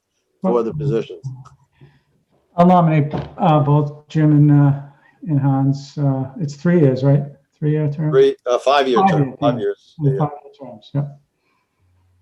So these would be to expire June 30th, 2026, if my elementary math is correct. Second. We have a second. All right. Roll call vote. Mr. Jeffries. Aye. Mr. Franco. Aye. Mr. Dwyer. Aye. Mr. Marino. Aye. Aye for myself. Congratulations, gentlemen. Thank you for your continued interest in serving. And of course, go see the town clerk at your earliest convenience. Thank you. Okay, last appointment by the board. We have a constable. There are no limits to this, but we have a constable who's interested. Kevin Rice. Is Kevin? I don't think Kevin is with us. But we should have his talent bank form. So there's no one to interview. This is reappointment. So he is already a constable. So therefore, I will just leave it at that. We haven't heard any comments one way or another on Mr. Rice. I guess the only comments you'd hear, since it's not a real board, it's a position. The only comments you would hear would be if people complained, and we have no complaints against Mr. Rice. So that would lead me to believe he's doing his job, correctly. So I will. In the absence of him being here, I would ask that we maybe delay a week. Can we ask the police chief to provide just a recommendation? Is the constable under the police chief? No, but they interact. I prefer not to delay it if there's no reason. I mean, if it was an appointment, maybe, but it's a reappointment. So we've gone through this process before, and we did say it was optional for people not to have to be here. So if at all, Mr. Jeffries, I'd prefer not to delay an appointment here. Ms. Marino, can you speak to your interactions with the constable, if any? Yeah, I only interact with them when they're serving me paperwork. Personally, as a police chief and a police officer. I'm not kidding either. It's the only time I ever meet the constables. As Tom said, I mean, typically all they do is they serve civil process, and I haven't heard any complaints either. So okay, I don't see the harm. All right, thank you. Entertain a motion on this reappointment application. Yeah, I'll make the motion that we reappoint Mr. Rice for, I believe that's a 1-year term. That is, yes, a 1-year term. Right. Okay, do I have a second? Second. All right. Any discussion? Roll call vote. Mr. Jeffries. Aye. Mr. Franco. Aye. Mr. Dwyer. Aye. Mr. Marino. Aye. And an aye for myself. Okay. That, we did it in one meeting. Unbelievable. It's just like Christmas Carol. All the ghosts came in one night. So, next we have the town manager annual appointments.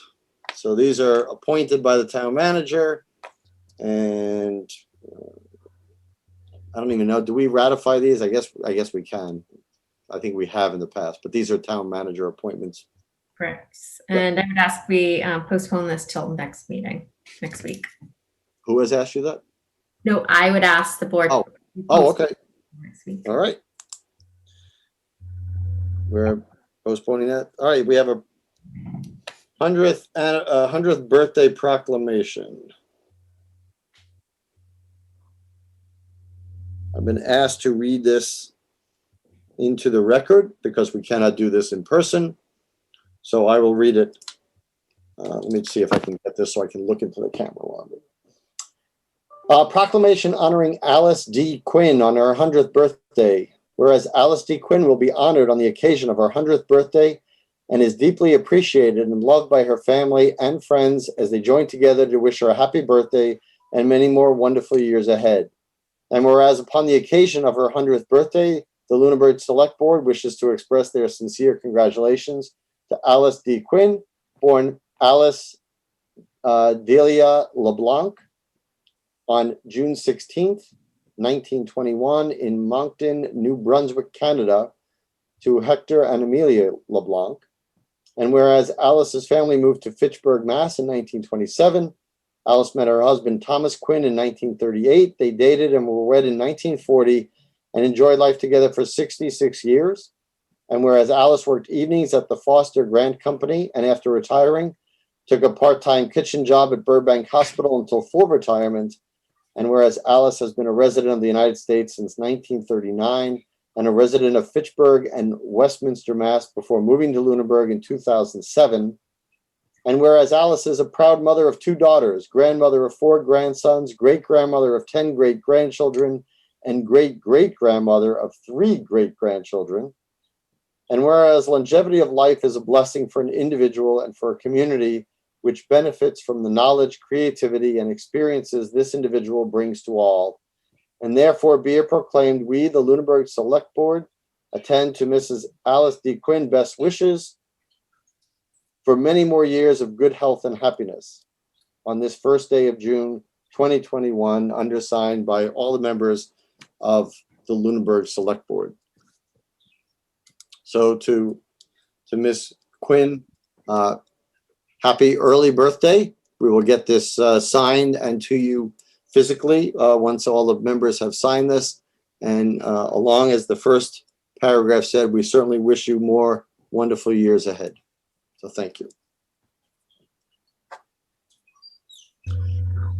Okay, item number 3, Chapter 40B, potential comprehensive permit. So this is just a heads up to the board and to the people listening that the site of a approved planning board development of 120 or thereabouts units on the what was called the Arrow Estates, which has undergone trying attempt to through the Lunenburg Water District, getting the Water District expanded to there. Also through the Water District, try to expand the water pipeline through the property. We have now heard that the developer is proposing or prepared to propose a comprehensive 40B at that property. So it's very apropos that the Zoning Board of Appeals, one of the last appointments we made, those were the ones, should that application come in, that would be the board hearing this application, as it is 40Bs are totally in their hands. But I wanted the people of Lunenburg to know, and this board to know, that that is pending or a potential application with all the trimmings that come with a 40B, by the way. So there's nothing really to act on now. It's more of an informational announcement. And I'm sure as in preparation or as the permit gets filed, we will hear more and there will be more governmental activity about that process.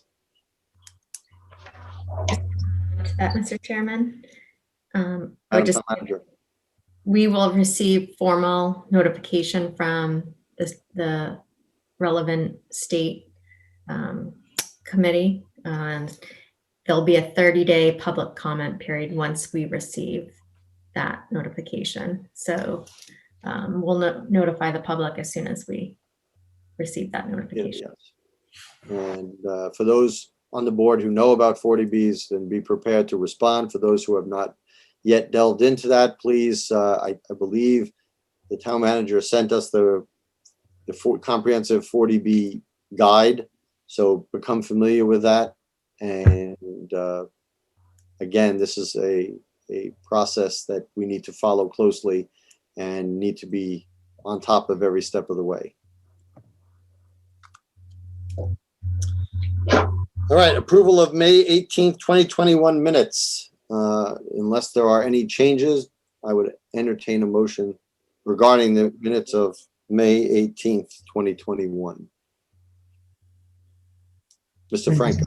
Yeah, I move to accept the minutes as prepared for the May 18th, 2021 meeting. For a second.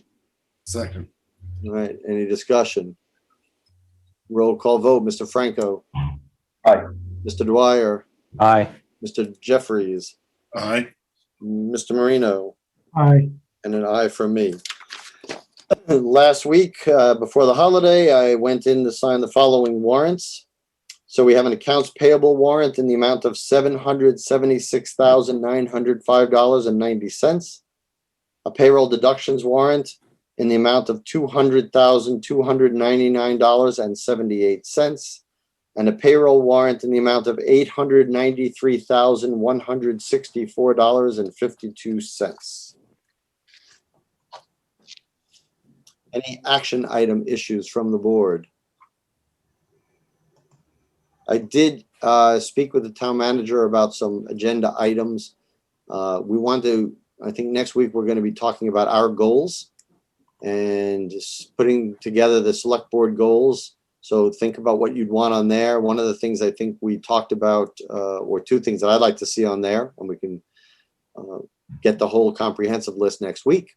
But one of them is the senior relief tax that we've been looking that we postponed till this summer so we could really concentrate on it and providing a relief package for seniors who would qualify. And we get to set those parameters and look at how it would impact the town and how we can do this.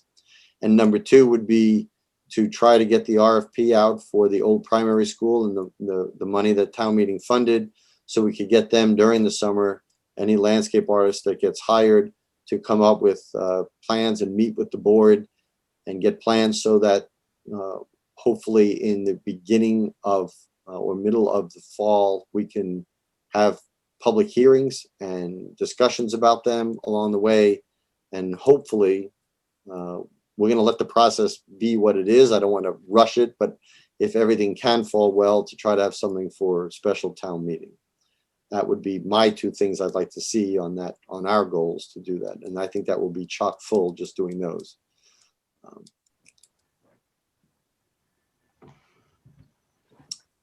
Any other action files? And please, the board, think about what you'd like to put on those goals for next week when we discuss that. But I just wanted to offer mine right now. Any committee reports? I have none from the capital planning and none. The finance committee appointment committee will be meeting in 2 weeks from today to interview candidates for the vacancies on the finance committee. Mr. Jeffries. Yeah, I have a committee report for the library trustees. So the library trustees met on the 20th. It was, as always, a great meeting. It's such a good group of volunteers who work extremely well together. So for the town manager, I did mention to Muir, or there was discussion about staffing costs, and if we can, I'm not sure if it's common for us to provide updates to department heads about how contract negotiations are going, but Muir just noted that he's not aware of the status of any contract negotiations, and it may be beneficial. I'm not sure if, like I said, that's customary, but it may be beneficial to have that discussion. One of the things that came out in the meeting was that Rob Oliva is the new DPW director, that the library finds him extremely responsive to their needs. There was a lot of positive feedback about Mr. Oliva, which is consistent with what I'm hearing from everyone. And so they did express their gratitude for his engagement and for his proactive approach to their needs. There was a little concern about the library carpet that was initially scheduled for replacement June 10th through the 29th. That is now scheduled, I believe, for August. The hope was that this would have occurred during the pandemic and instead of the library needing to close for 2 weeks. But they will work through that. And they talked about having outdoor signage, looking at possibly doing some extended hours prior to and right after that closing. So a big thing that came out of the meeting was that the library trustees voted to remove all fines for items returned late, effective July the 1st of this year. So while fines are thought to encourage responsibility, especially with children, that data suggests that fines have become a barrier for those least able to pay for them, and that they have no impact on how often books are returned on time. So a voluntary late fee donation system, which the board will be discussing at their next meeting, that usually results in more money being generated than less. So this is following industry trends around the nation of removing late fees for books that are returned late, again, because of the studies that have been done that identify that it again is a barrier usually to access and doesn't have any impact on how often books are returned on time. Residents will still be charged late fees for items provided from other libraries that do not have a similar structure, and also the replacement cost of items that are lost, and which usually is determined to be 3 to 4 weeks after the due date. So that's pretty exciting for Lunenburg. And again, there will be discussion at the next meeting to go over what that voluntary late fee structure will be like. Thank you. Any other committee reports? Okay. Old business. So discuss the draft Green Communities Committee charge and vote to approve. So there were some changes that were asked to be made from our last meeting, but it doesn't look like they were made. They are, I'm sorry, the wrong versions in them. I just noticed that. So I'll upload the version that with the changes. Were those changes recommended by the Green Communities Task Force? No, there was our review of our meeting of the 18th. That was in the minutes.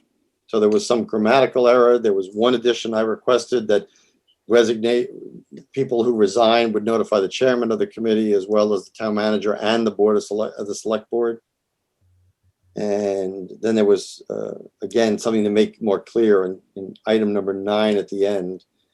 There was some wording to be added to make it a sentence, to make it understood what we were trying to do. Those are the only 3 changes we were looking to do.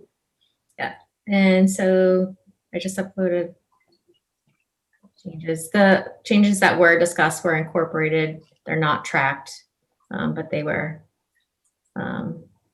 So if members want to bring that up, you know, the changes that were made were in section, they were all in section 3. In number 2 under section 3, the last sentence, it should say areas where energy savings are needed. So that was just a grammatical change. In section number 4, the resignation process, it should be members of the committee shall notify the chairman of the committee and the town manager and the select board, since they're the appointing authority. So those are that was the only change made there. That was the only substantive change. And the last change was in number 9, where the last line should be, the first sentence should be the recording of minutes and votes of all meetings shall be conducted as prescribed by the open meeting law. Yeah. So the version that I just uploaded includes recommendations from the Green Communities Task Force. So they had a meeting after the last time the Board of Select Board discussed this. Okay, so do you know what those changes were? Yes, so under mission, to add that the Green Communities Committee will focus on improving and promoting energy efficiency in town and school facilities, infrastructure, and vehicles. Under section 3, number 1, to add that it includes 2 associate members, and that the associate the associate members shall be appointed to a 3-year term. Okay. And voting power, just to insert regular members. Yep. To differentiate between regular members and associate members. Okay. So any questions before we go to Mr. Passios, who's on the Green Energy Committee right now, or task force right now, because we don't have a Green Energy Committee. Anybody from the board, is everybody okay with that? Is there any questions about that? No questions. No Mr. questions. Passios.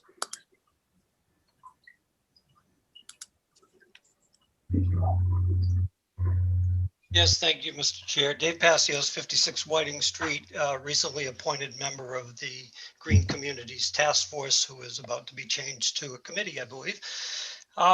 Yeah, we definitely had a discussion about this at our last meeting, and you know, the initial shock and responses were, what is this fixing? And where is this dictated anywhere in the Code of Lunenburg or any written policies? Getting beyond that, given that it was a foregone conclusion that this change would happen, we all agreed that the associate members was a good idea. Will allow us to, if there's interest, to bring a couple more people into the process and hopefully have them move into permanent positions on the committee. My personal question is, how do you propose to set up the staggering of the present members? That's a lot of questions at the same time. So first of all, I agree with the associate members. Let's start with the easy one. So that's, I think that's a good idea to have associate members. Your first question about what is this solving? This is solving that the task force had a charge to help us become a green community, and it doesn't have a charge beyond that. So task force don't have length of terms. We need it to be a standing committee because we think there should be terms. So that answers at least to me, and I'll let other members comment if they want to. That answers the why we're doing it. As far as the last question, the mechanics of how do we do it? Well, it's, we just saw it happen in the PAC committee. We'll ask people if anybody wants to volunteer, and if we don't have the right volunteers to stagger them, then we'll make the choice for them as the appointing authority.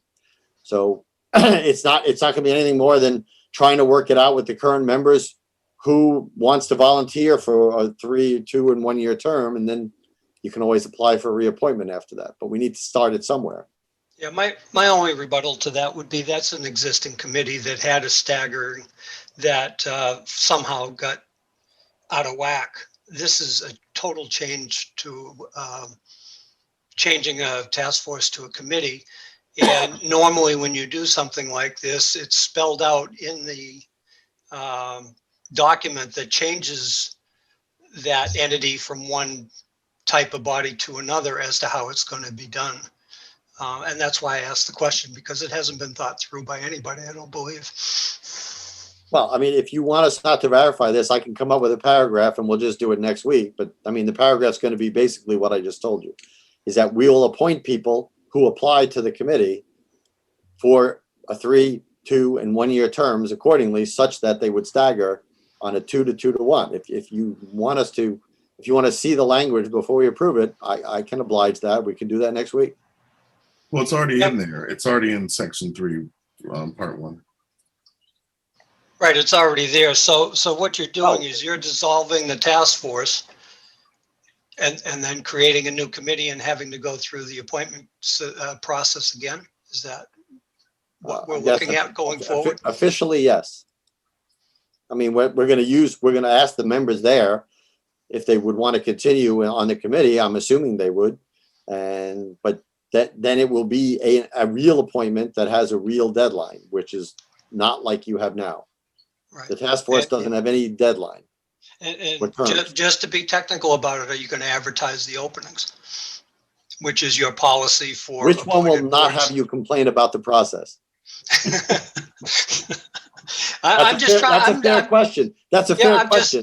I'm trying to look for consistency. You guys just spent over 2 hours reappointing people that could have been done in my eyes in half an hour because of the process that you've created. That's up to you guys. You want to do that, fine.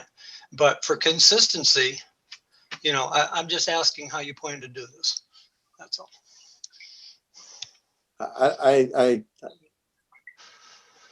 only because my initial response would be one that would not be constructive in this mode. I will refrain from that initial response.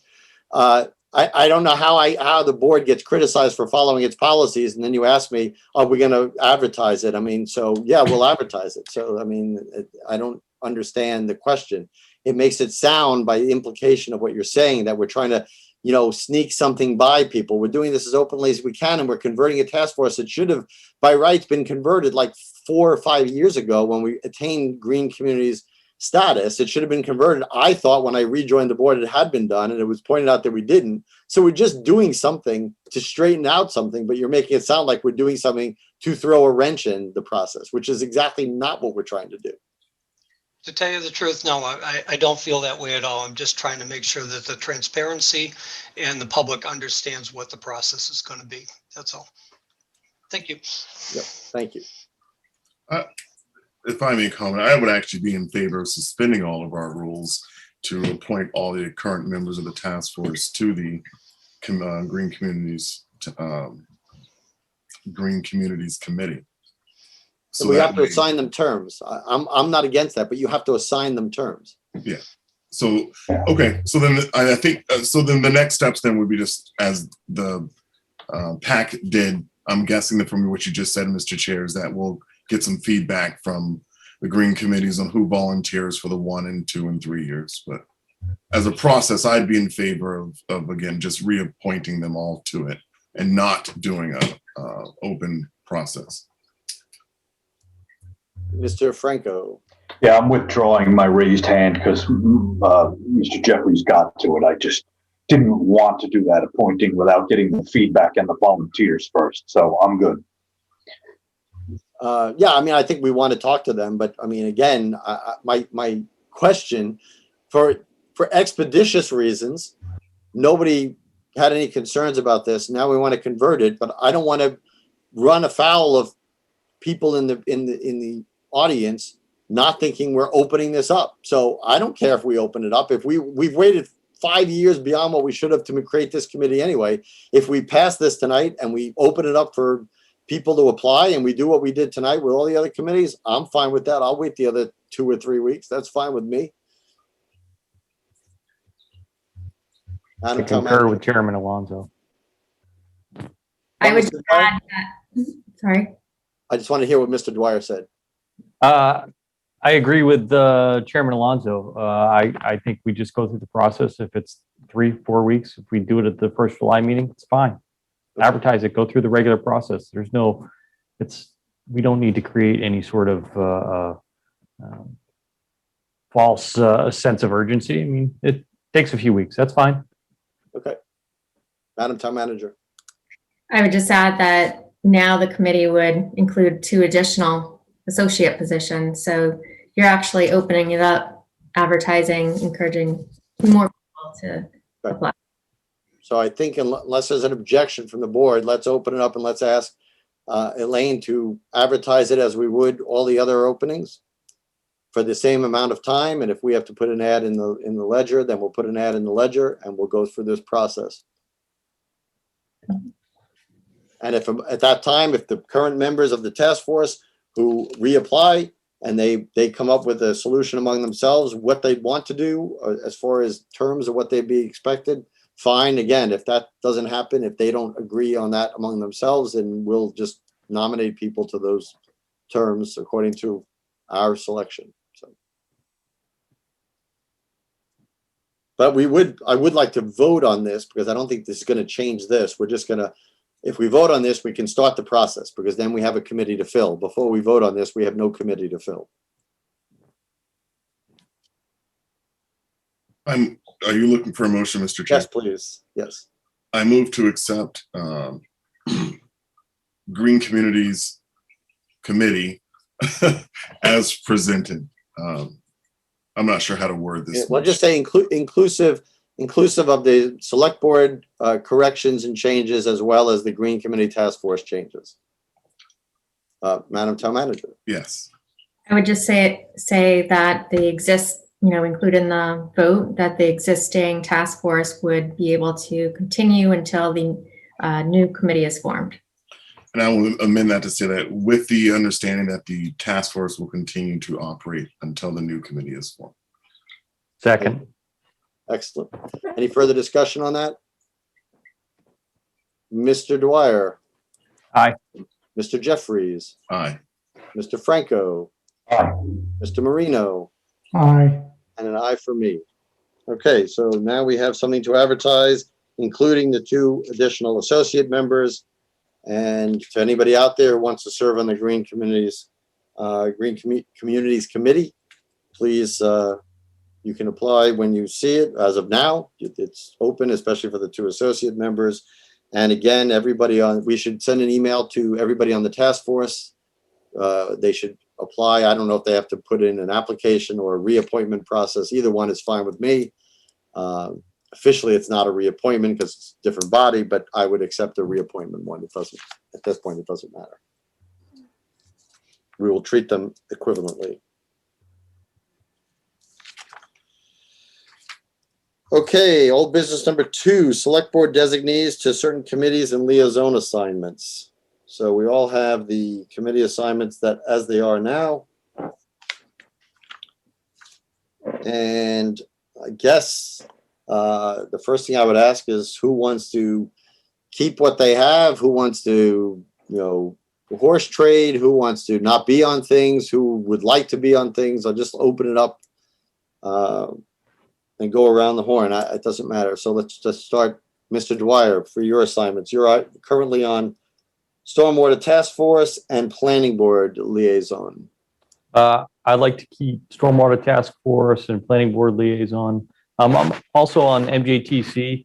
I'd like to give that or swap that with someone else just because the meetings for that are right in the middle of the day and I have not been able to get to as many meetings as I like because I just have professional conflicts at that time. Okay. Which one? That's not on this list. Yes. It is. Oh, MJTC. Okay, I see it. Sorry. They meet at 2:30 on Thursdays once a month, and that's just, it's not a good time for me.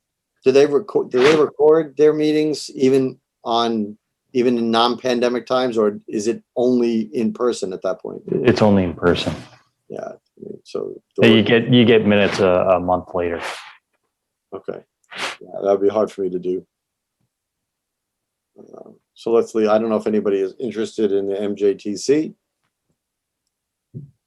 All right. Okay.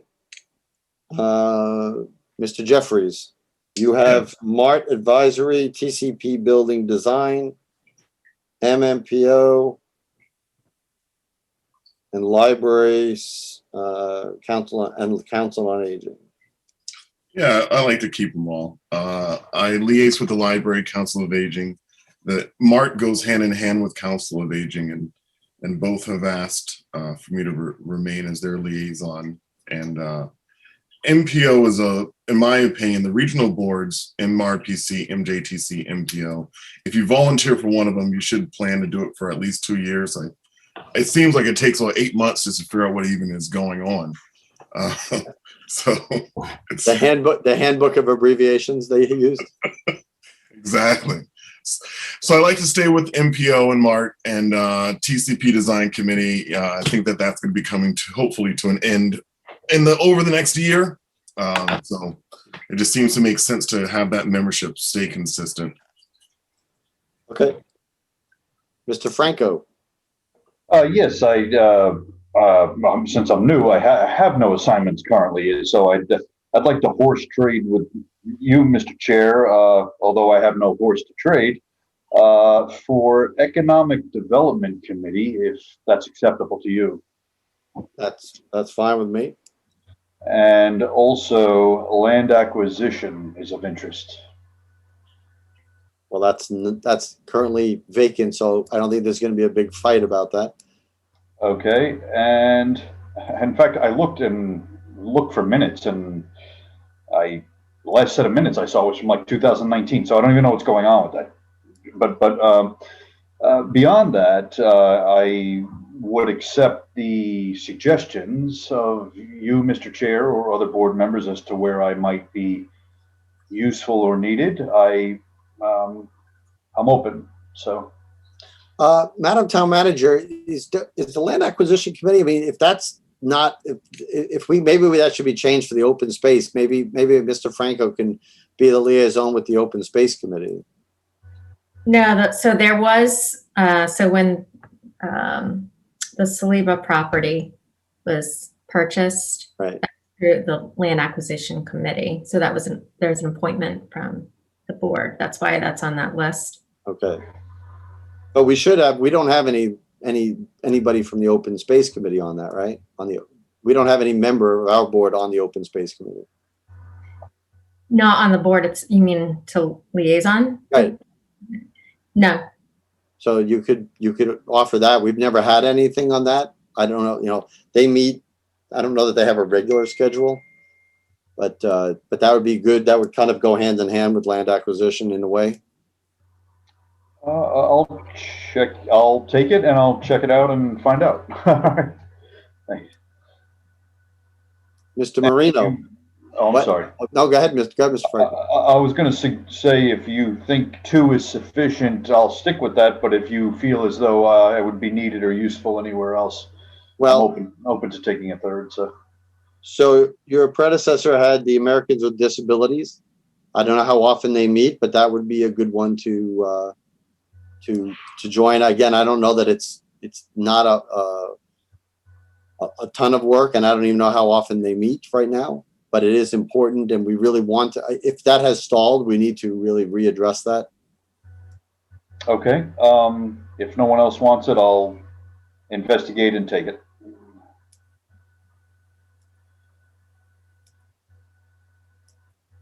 Mr. Marino.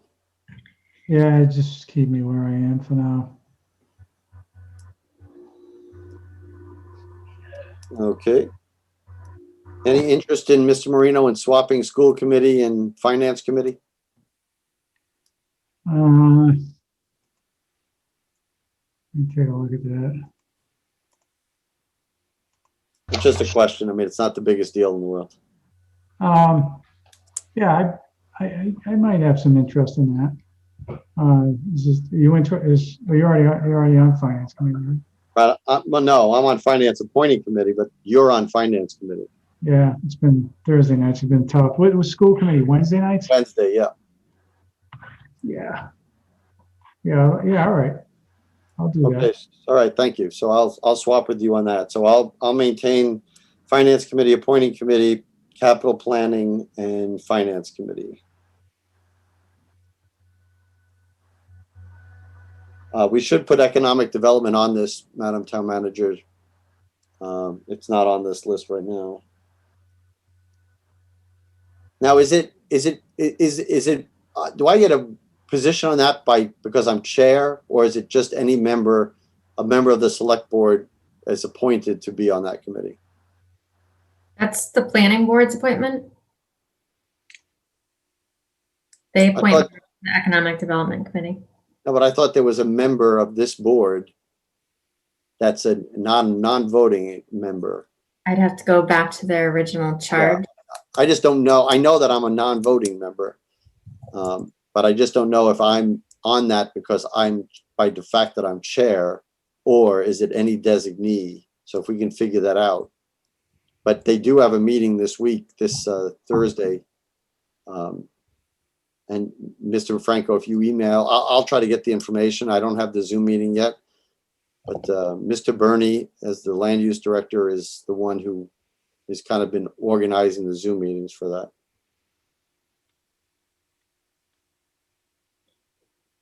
Okay. We've only had one meeting, so if you want, you can, I can bring you up to speed on it before the meeting, just to tell you what we talked about. It's very straightforward. So. Okay, that's great, but you are saying at the moment, though, we may learn that you're on it because you're the chair, in which case I wouldn't be able to take it. Right. We'll know that by tomorrow, so don't worry. Okay. Know it tonight. I just called up the charge. Okay. So in addition to their regular members, there are 4 ex officio members, 1 member of the Board of Selectmen chosen annually by the Board of Selectmen. Okay, so there you go. So okay, so you're on it. Very good. Thank you. Is everybody okay with the assignments that they have?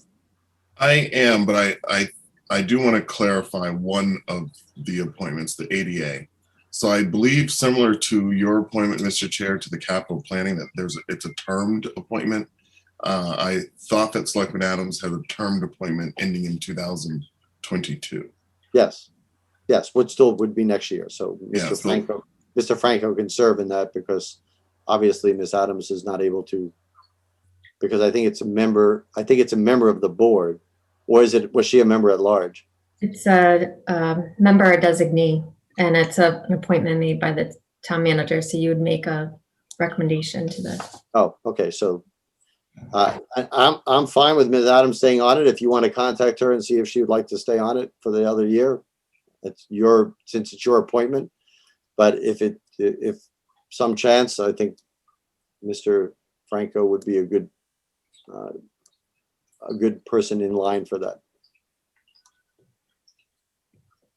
Is that Yeah, okay? I mean, if she can remain on it and doesn't have to be a member of the select board and wishes to remain on it, I'm not going to step in front of that. Right. So. Again, all of these things are formed in different ways, and if she's a member or a designee, and we've appointed her, then that's fine. If she wants to remain, we should just verify. I want to make sure that she wants to still participate, because if that's not true, I want to make sure there's no vacancy. That's all. Sure. Yeah. So I'll await that outcome, I guess, is what I'm saying. Okay. Yeah, I don't think they have a meeting imminent anyway. So. Okay. Okay. So those will be the official ones for this year. All right, town manager report and COVID-19 update. So I updated the announcement on vacancies as you were doing your appointment. So what's in your Google Drive is I'll list the updated version.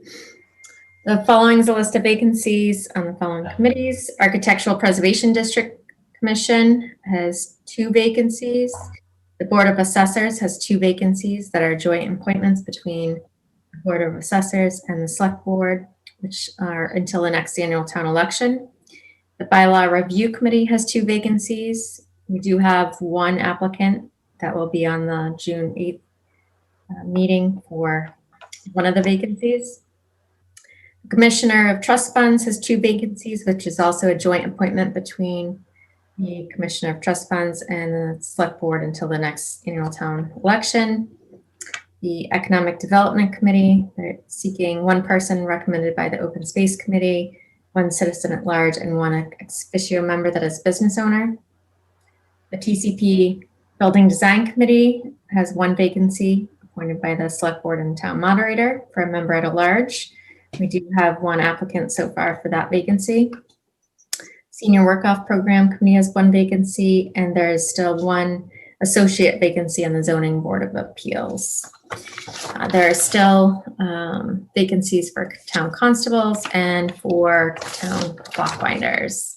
And the Finance Committee, the 2 positions that Finance Committee Appointing Committee is meeting on June 15th. And they have multiple applicants. Anyone interested in serving on any of these committees can complete the application forms on the town website. They can be found on the town website in completed forms sent to the Select Board's office. An update on the Complete Streets. Since our last meeting, the contractor of the Complete Streets construction project provided an updated schedule, and work will commence now on Monday, June 7th. Community Service Learning Project on recycling. I've been working with one of the seniors at Lunenburg High School, Haley Lombardo, on her Community Service Learning Project for her English class. And Haley chose her CSL topic on how we can, as a community, work together to learn more about waste production and improve our community's recycling skills beyond the percentage of people who already recycle. I informed her about the funds available for recycling education that were part of our contract with Casella, and sent her the materials that a vendor that has a contract with Mass DEP that we use during the Recycling IQ Kit program. And I have ordered the products that Haley picked out and were approved by the relevant principals of each of the schools. And once those are received, foldable signboards and banners with different recycling messages will be displayed at each of the schools. Update on invitation for bids. The assistant town manager solicited bids for specialized moving services for the library carpet project, and the low bid came in at $22,268. The total cost of the library carpet project, barring any Contingency costs is $68,603. This will be paid out of the capital article that was approved at the November 2020 special town meeting for $126,000. Bids for the ADA work at the North Cemetery parking lot are due Wednesday, June 9th at 10 a.m. Employment opportunities due to a recent resignation from the police department, a possible retirement in July, and a new hire that was approved at the annual town meeting. The police department is currently advertising for up to 3 positions, with applications due on June 7th. Full-time officer Kayla Ledger had an opportunity to go to the state police, and Sergeant Connery has indicated he anticipates retiring sometime this summer. The assistant town manager is currently advertising for the board committee clerk position and the assistant to the sewer business manager position, with applications due on June 11th. The assistant town manager will also be advertising for the facilities technician shortly. Update on the home rule petitions for Jack's Country Variety and the Library Trust Funds. House Bill 3715 for additional all alcohol liquor license for Jack's Country Variety got referred out of the House Committee on Steering Policy and Scheduling today and has been assigned a different bill number, House Bill 3813, and will head to a second reading on the House floor soon. There are no updates on the home rule petition for the library trust funds as of today. In other meetings, events, and other announcements, reminder that the Pleasant Street Bridge over Pearl Brook will be closed today until August. And the Lunenburg Farmers Market on the Ritter Lawn will begin Sunday, starting June 13th until October 10th, 10 a.m. until 12:30 p.m., except for Sunday, July 4th. Any questions about the town manager report? Yes. Jeffries. Yep. So I know that we don't have an update on the Flat Hill culvert this week. When Mr. Connery retires from the police department, if there's a retirement party, when there's a retirement party, please let me know so that I can be there. Will do. Thank you. Okay.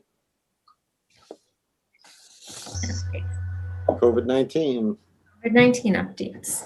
The Board of Health issued their weekly update, and their cumulative laboratory confirmed positive cases reported to the town as of May 28th was 796. The state report showed 751 cases as of May 25th. This is an increase of 4 cases since May 21st. Our status did change from gray to green. So last time we met, our status was gray, and it's now green.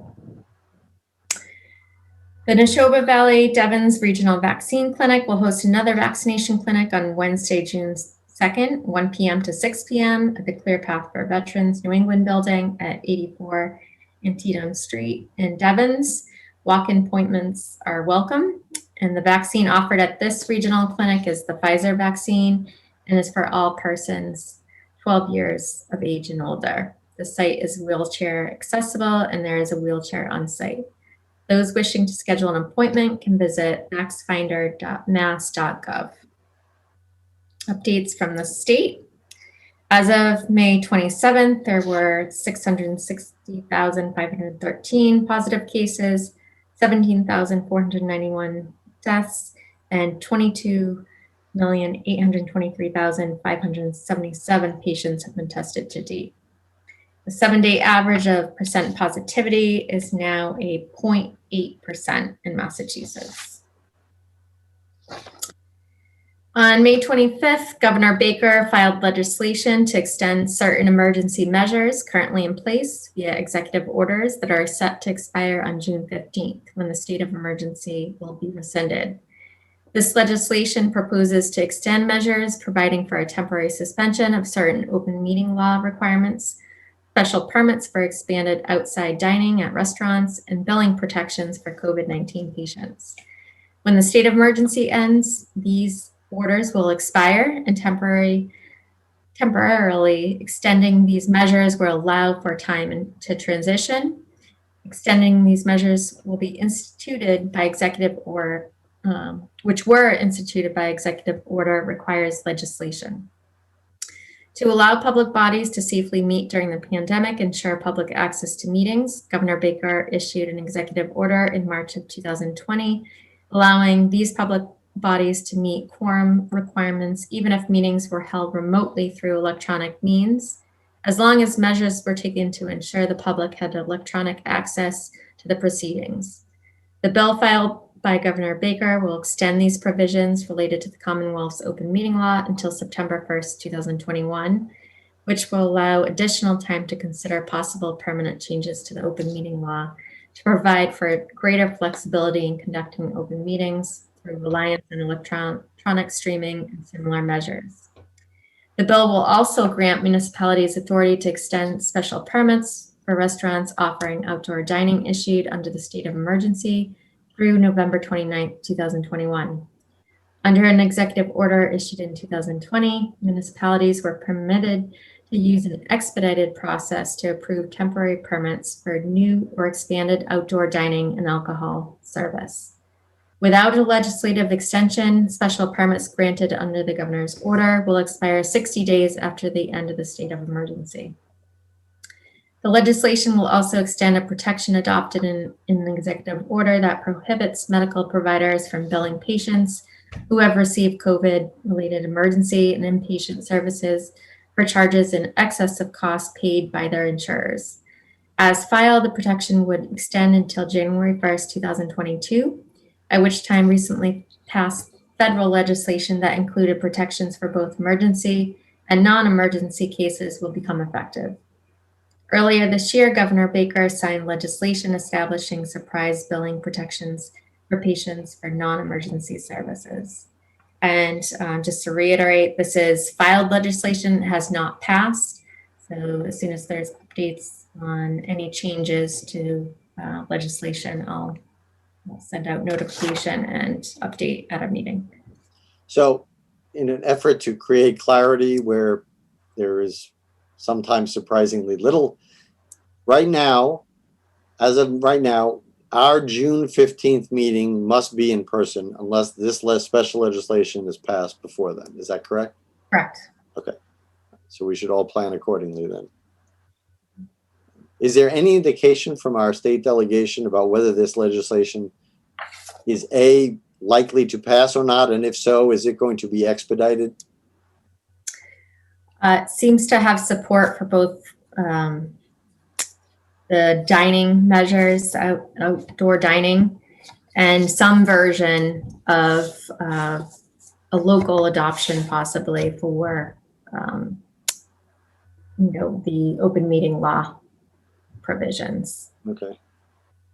I just don't want to get to a point where we go back because we have to, and then the next week they pass it, and then we're, scrambling again for what to do. So I just hope we can.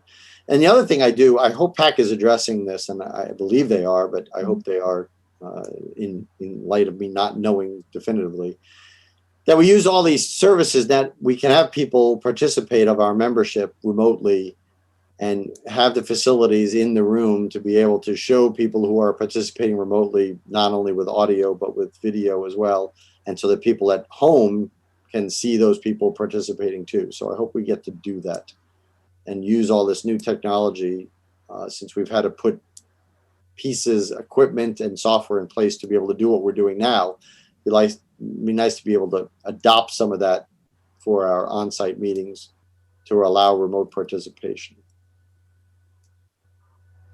Mr. Franco.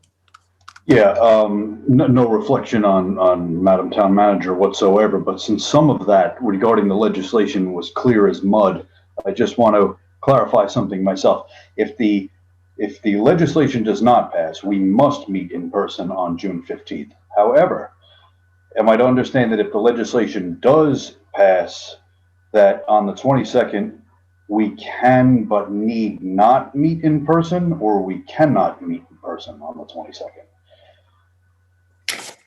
I think there, from what I know about what's being addressed at the legislature right now, is that it would be some version of the governor's bill. There may be amendments to it. So it may require that the committee members have to have a quorum present, but may allow for remote participation by the public. Okay. I think I got that. Okay. Yeah, we're going to be navigating really tough waters here. Yeah. What someone said that I stuck in my head. We have a plan until it's no longer a plan. We have to readjust. So yeah. I think it was Mandela who said, they say it's impossible until it's done. Well, this is the reverse of that. It can be done until they make it impossible. So there we go. All right. Well, I guess we're going to be tuning in for that. Thank you, Madam Town Manager. Welcome. Our upcoming meeting next week, we know we're on Zoom. So that's the definitive one. And next week will be a workshop of goals and some other sundry items, but that's the major focus for our goals next week. And then the 15th, we'll know where it's going to be. The only thing I know will be on that agenda is a joint meeting with the Board of Assessors to appoint some temp members until the next election. And then June 22nd is completely up in the air, but that's our schedule. And there's no meeting on the 29th, being the last Tuesday of the month. Any public comment from the public?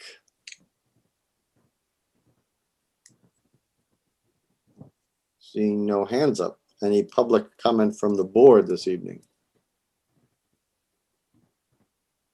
I will say that in all the appointments, and I know next week we have town manager appointments, I want to thank everybody for coming forward. There are still vacancies. I hope we can get people to fill those vacancies. That remains my one hope every single week until we get to the point where we don't have any vacancies, at least for one shining week. It would be nice. So hopefully we can get to that, I believe.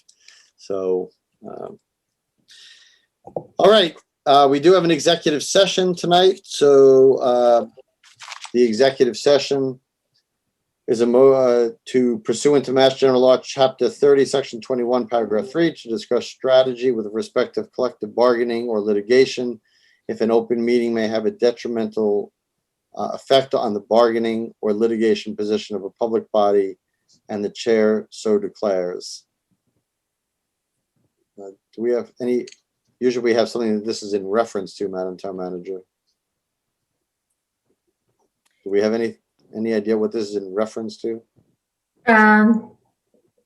Without disclosing what the content, I can't. Okay. All right.